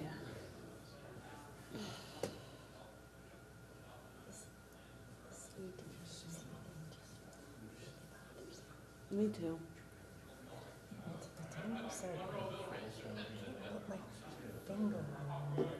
Well, it bothers me historically because. It bothers me because of the way they took over. Yes. And to go even further back than that, this was changes and stuff because it was a body that did not supporting Right. UC at all. They took money away from UC. Yes. Yeah. You know, it goes even. And that Meet Monroe thing, that's not what they're talking. Meet Monroe is businesses that are here, And at a party, basically. You know, yeah. You know, when you say things like the branding effort time-wide or streamlining the process. Yeah, no, sorry, you need to. Those kind of buzzwords just. Yeah, it's not a marketing pleasure. And today I went on to, and I don't know, I didn't think this was the time to bring it up, but I went on to Trumbull's website, Newtown's website, Children's website, EDC, Google, Had some iced tea EDC, there. their EDC. Click on their EDC, their websites are awesome.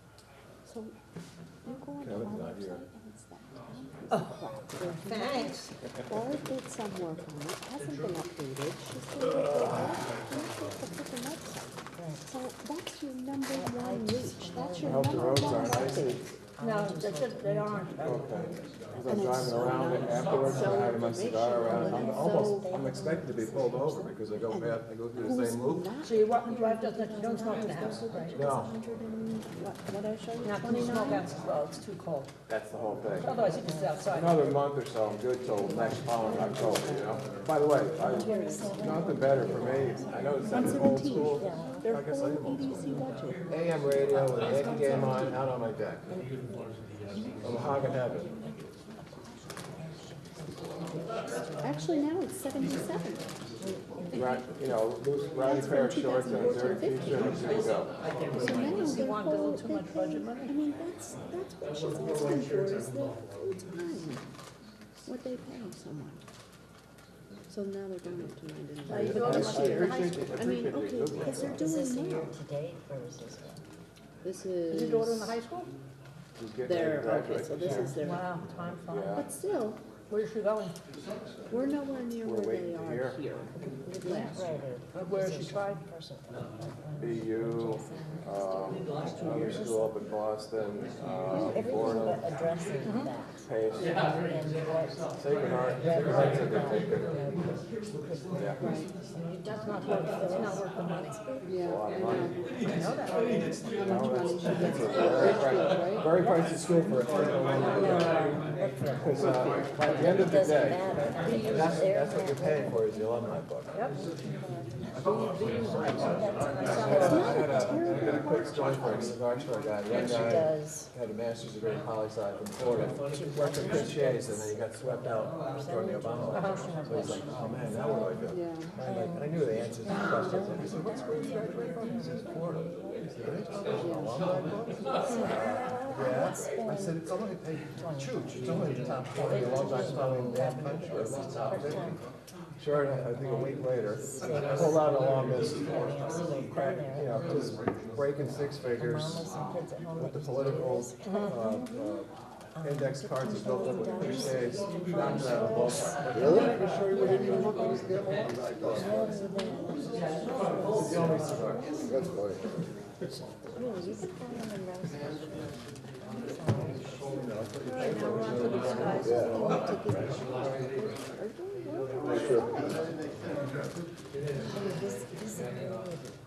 My job at Jim didn't even have a resume about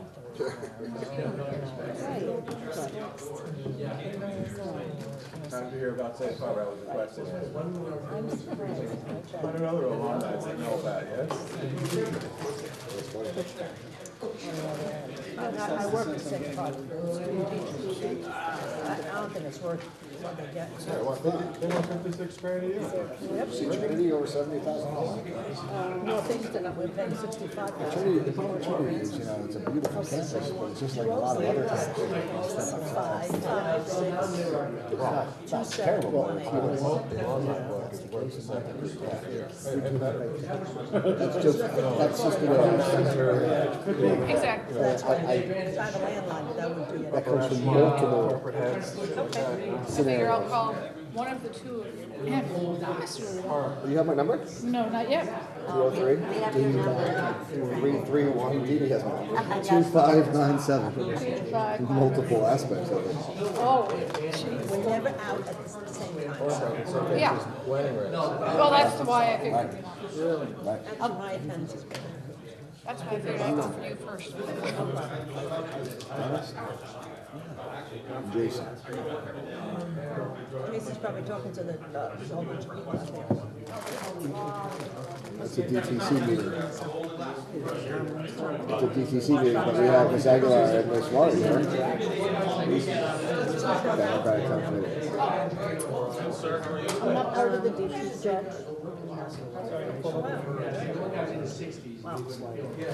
Magistrate. Yeah, I was gonna. Instead of meeting with Ms. Is that an hour to break out the rest of this? I'm hoping less. Yeah. I think it can be better. That's right. I'm waiting for Jason. We're gonna. He's a CHR. I think it's a magistrate. I wanted to finish that sentence. I think they call him magistrate. So that's like grievance. Yeah. So look at, so this was a little thing. So I added up all their costs, their budgets that they're asking. You would think that they would coincide, right? Like, it's just 40, 40%, but Yeah, right? they did the. I don't know, after your team's performance, if you want that. No. All right. We all ready? Is everybody ready? All right, we're back in session. Mr. Kellogg, your prerogative, please. Sure, they're, I think the next on the agenda. Okay. Page 123. 123. Actually, well, that's not the first page, I'm sorry. 121 is the first page. Budget highlights on 123, which you'll see that there's a few things driving this. One is there was a original request to put the police car replacement, recall last year as part of the mitigation plan, That was exclusively funded out of the police special duty account. We obviously need to get that back into the operating budget for the ongoing replacement program. So this year I took 2 out of the operating budget so that we would fund 2 through the special duty account and put 2 into the operating budget this year as a way to ease back into that program. And Chief or Captain White, I believe this the 4 vehicles represents about 15% of the fleet, is what you said. So it certainly doesn't seem to be an unreasonable number, and they manage that replacement program fairly well. The other drivers, you've got the dispatcher that was added for half the year last fiscal year. Obviously, that would have been a new hire, so they are on for the full year in the upcoming fiscal year.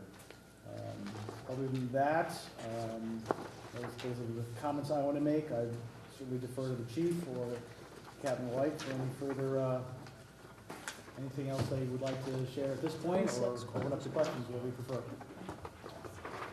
Questions? 10 seconds. Questions? Mr. Mauer? Are you projected at this point now, halfway through, revenues for the permits on target, or do you think more or less than your original $15,000 projection? Well, we never really know permits because it depends on contractors coming in and we're down to public works, pistol permit applicants, and also any OI requests we get for reports. So I don't see us missing that target. I can't really project where we are, what the overall percentage will be at this point in time. But you figure that's a safe projection again for next year? Yeah, I think, yeah. I mean, we've already seen the number of pistol permits dramatically decrease in the last couple of months. It's a regular decline. Okay. You know, I don't have actual data or empirical data on this, but it does seem that certain things that happen in the country, elections or whatever, statements made, do propel the number of applications up.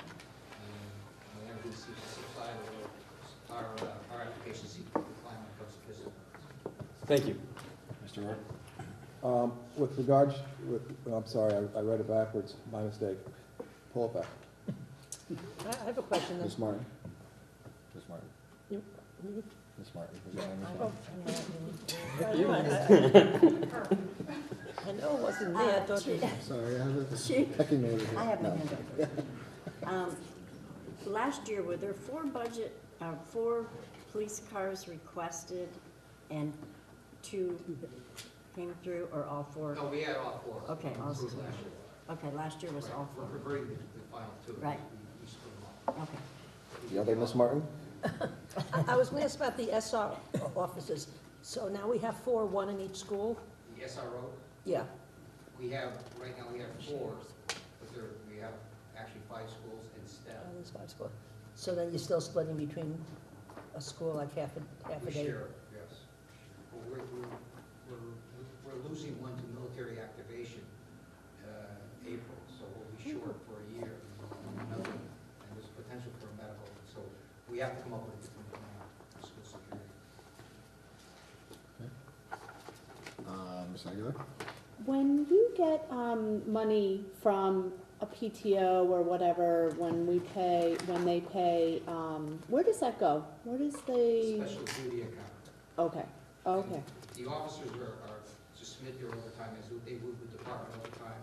The town pays them in the regular pay period, that's where they were preferred, and then the town bills the respective group for the cost of the officer and the administrative fees that are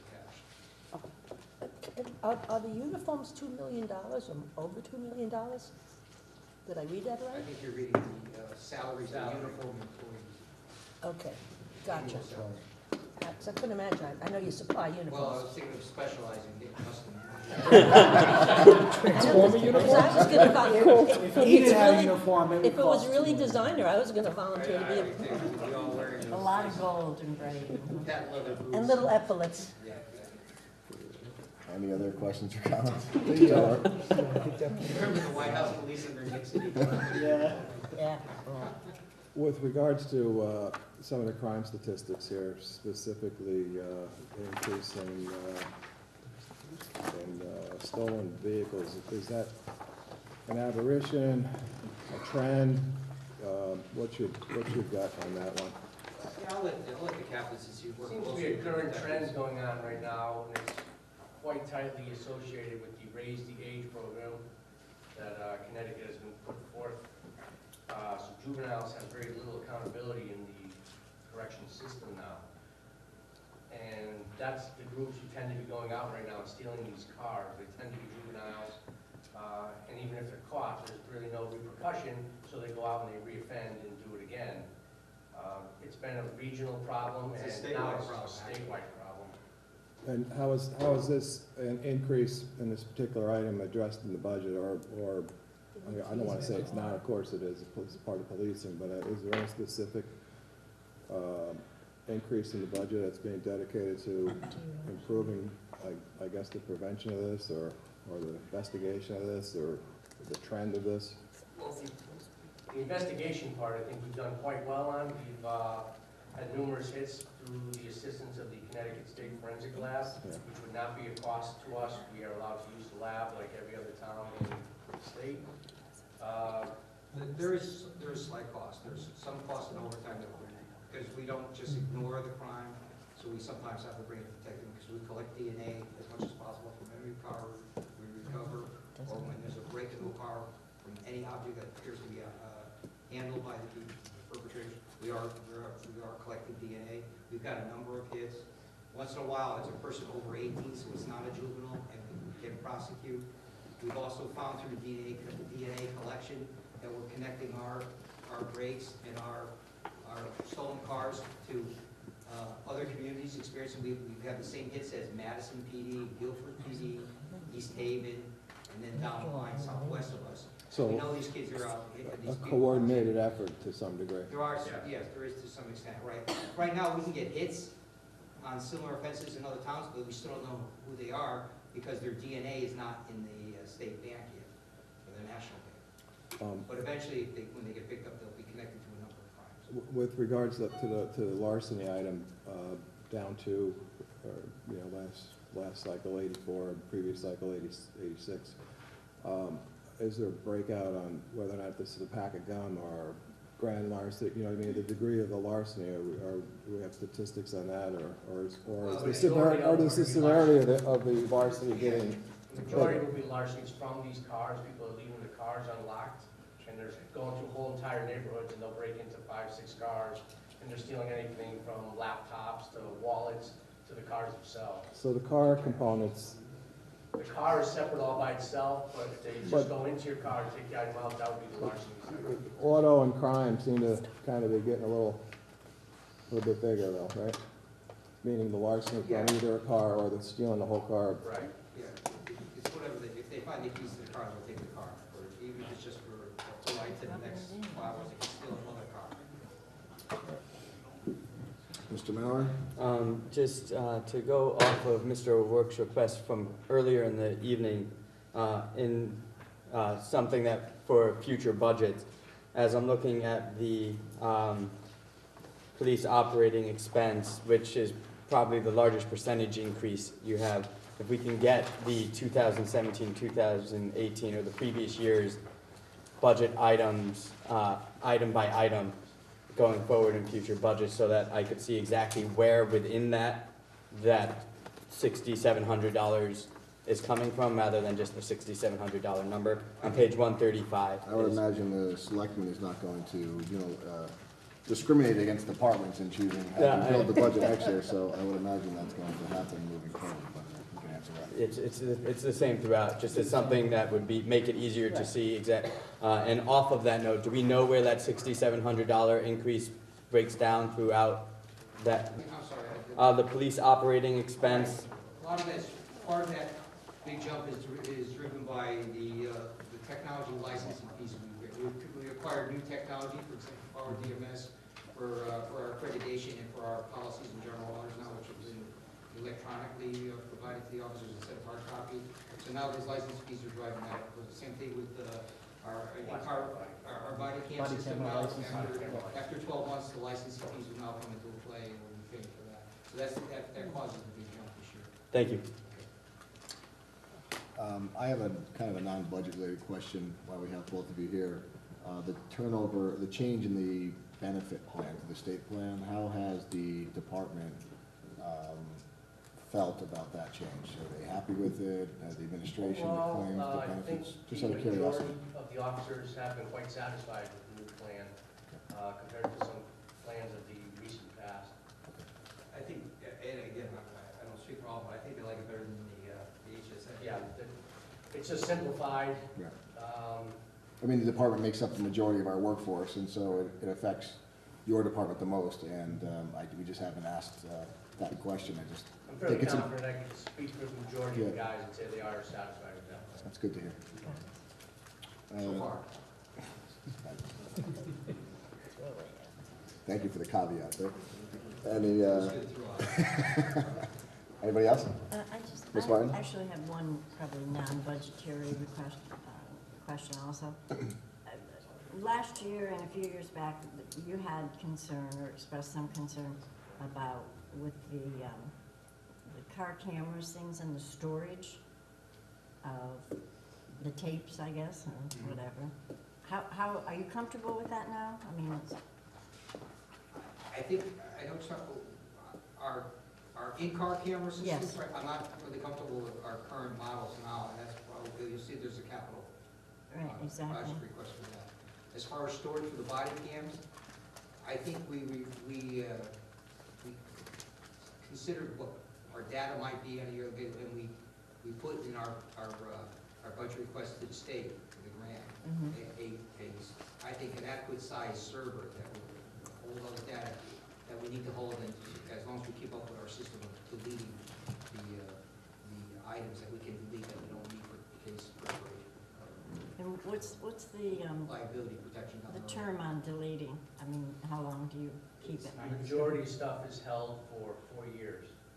Oh, But the inconsequential traffic stops, they go away after 90 days. 90 days, okay. And All right, who's thank you. deleting those? The way it's set up in the system is Sorry. if you activate the camera, at the end of whatever the incident might be, the officer has to categorize it as, say, 1 or 2. One's will be held for 90 days, two's will be held for the 4 years. If you forget to identify it one way or another, it automatically defaults for 4 years. We're holding it for the 4 years because we've been notified years later of potential lawsuits and everything. So for our liability protection, we think it's good to hold it on. Right, but to Ms. Martin's point, the camera itself and the collection of the video was a very small component of the price structure that was maintaining and gathering and keeping the data once it's collected. That seemed to be a significant driver, as you would say.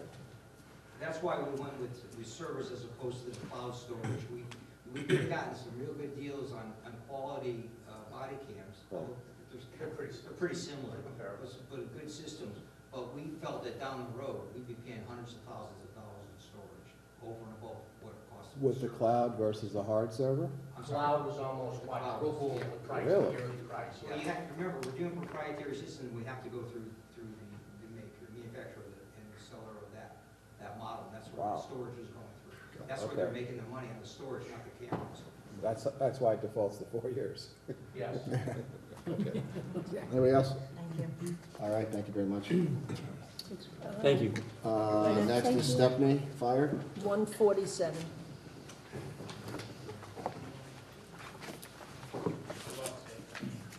Sorry. You got out of it early, probably, yes. 147. Stephanie. When you're ready, Mr. Kellogg. So, real quick, obviously the chief is here for any questions. The highlight here is that the operating costs in terms of the component that the town budgets for their OpEx is just under a 2% increase. You'll see a larger increase in the balance of their budget, and that is driven by the utility costs. And I know you spoke earlier with Mr. Nowacki. He had to reconcile budget amounts this current fiscal year were clearly off across the 3 firehouses. So you will see an increase in Stepney, you're gonna be seeing decreases when we get to the other 2 departments. He's basically reconciled that, and that's why the numbers that he's providing, he's much more comfortable with than the current fiscal year numbers. The only other change that was made in Stepney was in conversations with them. There was we felt a need to fund a little bit more in the education, training, and equipment line, and it was determined that a reduction could be made in the apparatus repair and maintenance line because of some of the newer trucks coming online, that we would, at least for next year, have a lower cost in that area. Anybody? The only question I have is, with the newer trucks coming online with new equipment presumably, why such a small reduction in the apparatus repair and maintenance line? I still have to the ladder truck alone is probably at least $20,000 a year to maintain. It's still the existing equipment getting older, so it's that price, that amount goes up. So it's kind of a. So you're saying regardless of whether the vehicle's new or older, except for tires and things of that nature, it's still roughly the same cost? Your maintenance cost is gonna go up a little bit more, and then the newer trucks, obviously for the year, we did a reduction there, so The 09 trucks, and we all 09 trucks, right? And like I've trended our data, and I'm assuming those are very similar, as they're starting to hit kind of the fulcrum of where their repair and maintenance expense is increasing more than kind of the baseline. Like for example, on one of our engines, which might have been incurring on an annual basis $2,000 to $3,000 of maintenance, in fiscal 18 that we're currently in, they both came in at close to $4,000 to $5,000 of maintenance. So as we're hitting kind of the 8-year mark on those trucks, that maintenance is beginning to increase, which is partially offsetting the decreases we're seeing kind of on initial year for the trucks coming in this year. Great, thank you. Anybody else? All right. Monroe Fire? 138.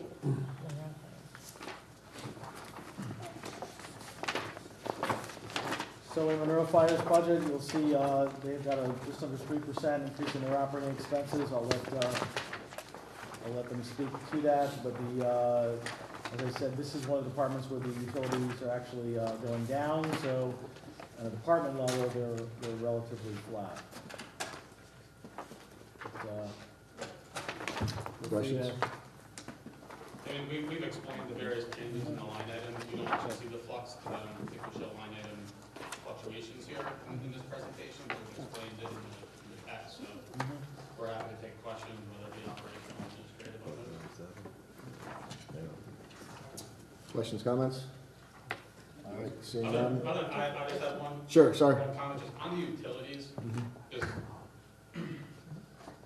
we don't take responsibility, right, for making those budgets, the accuracy of that budget and whatnot, and I understand the town's kind of funding process for that.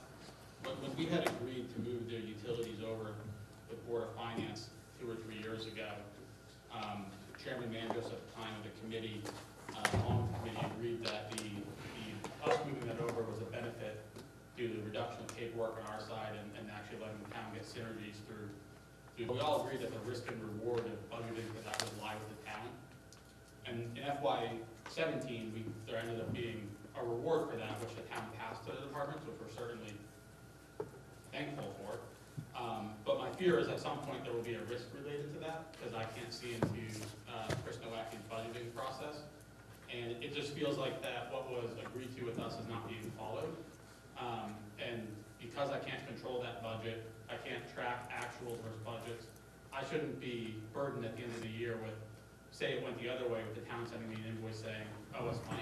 I understand the total funding and how the funding process works, but I think there needs to be some alignment with what was initially agreed with us, what's actually being executed operationally. So there's a violation to the agreement, or is there a perception of violation to the agreement? I would say there's not a written agreement. We'd have to go back to the minutes. Well, the spirit of what you understood to be the case, is that not being followed?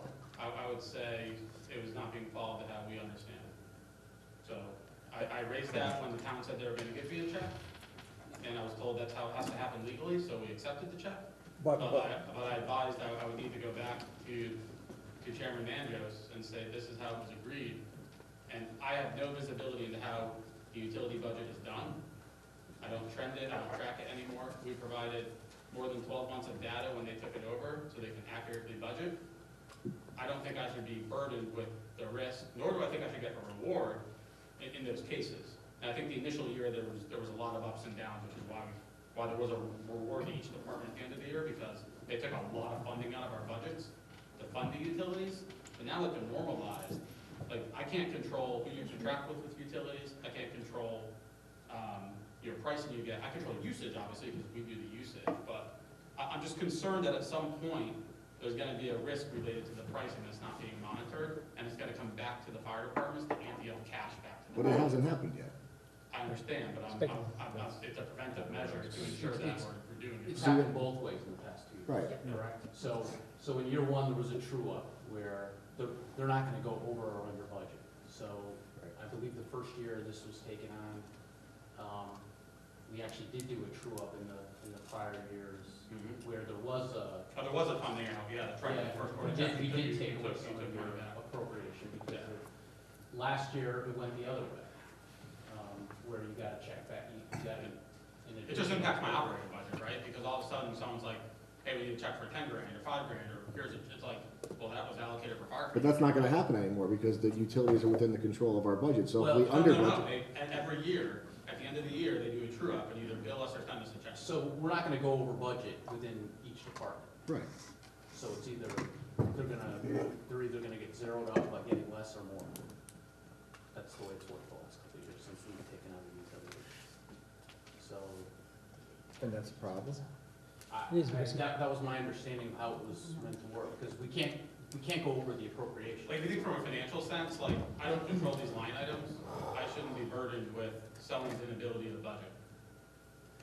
But the problem is, but from a financial standpoint, you're probably talking to the wrong body, but from a financial standpoint, if the utilities were still embedded in your own budget, and you presented that budget to finance and council that incorporated those utilities, and you overestimated the utilities, then you're getting the benefit of that overestimate and using it somewhere else. So I don't necessarily know that it's very genuine, the statement that it's not in the spirit of the prior So when agreement. I budgeted my utilities, Yeah.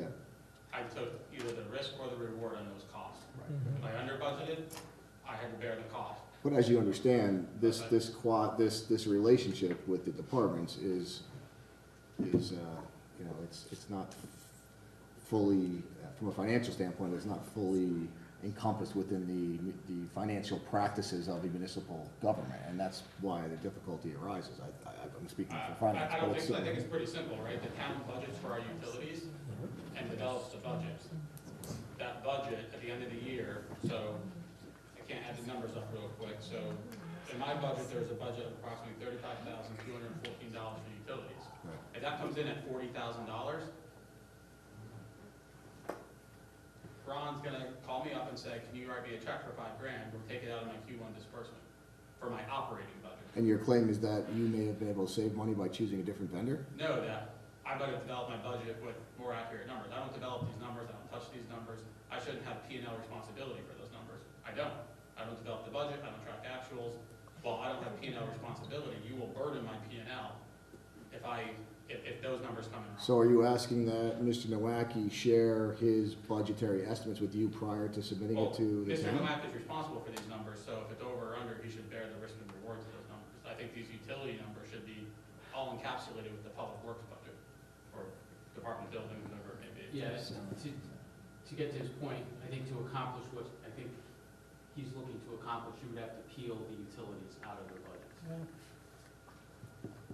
And get the previous And check back? place them somewhere else. And get the previous check back? And get- Is that an escrow? I mean, Well, the previous check you take the was- wings, but you don't want the The loss? previous check was more reimbursement from the initial whack, like, we took a budget, right? Yeah. And we said, how much do you spend on utilities on an LTM basis, right? And we said, and we said X, someone said Y, there was a number that got taken out of our budgets. The first year after that, it was, okay, the budget might have been, the amount we took out was too high, there was a big swing back to us. My guess is going forward, right, the plus or minus on It's this gonna be bad, yeah. shouldn't be large, but my concern is that when there's an agreement with a board or a commission of how something's going to happen, it should be followed, right? And whether that was made in error or not because it's not in line with statutory policies of the state of Connecticut, how fund accounting works, that's not my problem, that's not my fiduciary responsibility. But the commission shouldn't have made that agreement if then the town CFO is gonna say, it can't be done. Why don't you do this? Why don't you go back, get the minutes for us, and send it to me as chairman of council so we can look at it? Or send me, and I think send, the Board of Finance can do that. Not every verbatim, the minutes are never verbatim of the meeting, I've gone back and checked. so why don't you send me a memorandum that's memorializing the agreement as you understand it? Sure, Okay? you will have that. Okay. Anybody else? Mr. Mauer? You mentioned the maintenance on, before it was mentioned the maintenance on the ladder truck. I'm sorry, I think I'm moving back one department actually. Stepney, that's Stepney. It's okay. If Go ahead. that's all right. Was about 20,000. Approximately how often and how utilized is the ladder truck? It depends on our calls. I mean, it runs, I'm gonna say it probably runs 80% of our calls. Okay. Getting out quite a bit. I can't say the ladder's used every call, but the truck is out, plus training. Of the buildings in town, how many require the length of that ladder truck? In Monroe, it doesn't really require the height, but it requires the reach, like Northbrook condos, because due to planning and zoning or building or whatever, they have predetermined offsets from the edge of the road. Okay. So we're after the reach. So it's for the height. reach rather than the height? Correct. Exactly. Because at one time, the town of Monroe wasn't allowing over 35 feet tall or 3 stories.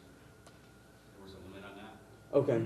So now I think I don't know if it's still there, to answer that one. Thank you. Yep. Okay. And that question, Anybody else? that's been asked and asked, because All it right, seems moving on obvious. to Stevenson. Stevenson? Here at 9:30. Stevenson, I thought we could say that. I was just making sure Mr. Powell gives us page numbers. That's her job. Oh, I had Stevenson, oh, here we go, I have Stevenson, oh, God, I want to be perfect. I know. It was on 13 minutes ago. Was it 131? 143. Thank you, 143. Thank you, Mr. Mauer. Oh, God. I bet I'm gonna get this job. Miss Martin, you did a terrible job with that. Oh, yes. Oh, yeah, that would be mine. Typical. Make sure the minutes say Miss Martin. All right, can we go, now that we only have one department left, are we comfortable as a whole that just a meeting on Wednesday is sufficient? Rather than meeting early Monday. And early Tuesday. Monday and or Tuesday? And or Tuesday. Wednesday. Wednesday? Wednesday. No thought of Tuesday and Wednesday? No, Tuesday that's and why then I'm we throwing wouldn't out have to do Wednesday. Or you like to have the break in the time? Or it doesn't, I would like, I'm yeah, available. I would prefer Wednesday. Do you need to have the minutes part of No. what, okay, good. Wednesday's good.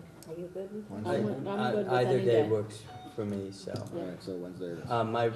My one concern is if that meeting does not resolve all issues, and we do not have a vote, It's called Bring a Pillow.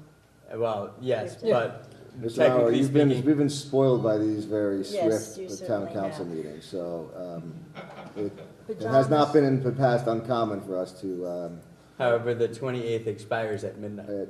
But can wear we can push pajamas. up against it. We'll start, what time do we prefer to start? Does anybody have a preference? 6:30, 6 o'clock, 6:30? 6 or 6:30? 6:30. Split the difference, 6:30.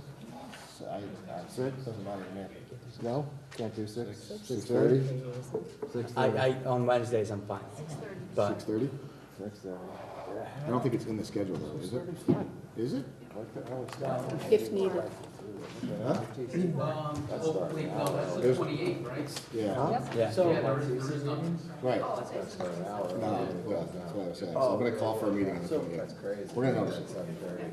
So Tuesday is off, will be off. 6 o'clock? So Frank, That's what I'm asking. so I Hold on. talked to Tanya tomorrow just to clarify, We're still on the record, gentlemen, please. canceling the workshop for 6:30 on Monday, Right, canceling the workshop for 6:30 on Tuesday. correct. Adding a 6:30 PM workshop for Wednesday. That's what we were just left down to the time. Sounds like 6:30 works for 6:30 everybody. works better Okay, for me. 6:30 Wednesday. Mr. Chairman, he'll be here in 25 minutes, but he's offered to dial in if you want him to. I think that's Presentation, perfect. I think that, act as an intermediary. thank you very much for offering. Yeah, they want to go home too. All right, 143, Mr. Kellogg. So, Stevenson Fire Department, Hey, they're talking. okay, so, Thank you. the budget highlight here is that there's a just under $3,000 increase in the entire department, for restoration of some of the items from, reductions from prior year. Overall, you'll see it's a, department-wide, it's a reduction because of the, again, the shift in utilities based upon the, new calculations. So, other than that, turn it over for questions. Questions? Questions? All right, no questions? No questions, Jeff. Thank you very much. Thank you, Mr. Price, for doing that. All right, before we adjourn and before, so we, just so everybody understands, is there any further discussion regarding the budget before we move on to procedure? All right, so there will be no meeting Monday before the town council meeting. Our regular town council meeting is scheduled for Monday. There will be no budget meeting on Tuesday. We will next meet 6:30 on Wednesday with the obligation to deliver the budget that evening before midnight. Yes? Yes. Ron Comments? and Heidi, just any logistical concerns we should discuss relative to that? In terms of getting a number to them and how much time is needed?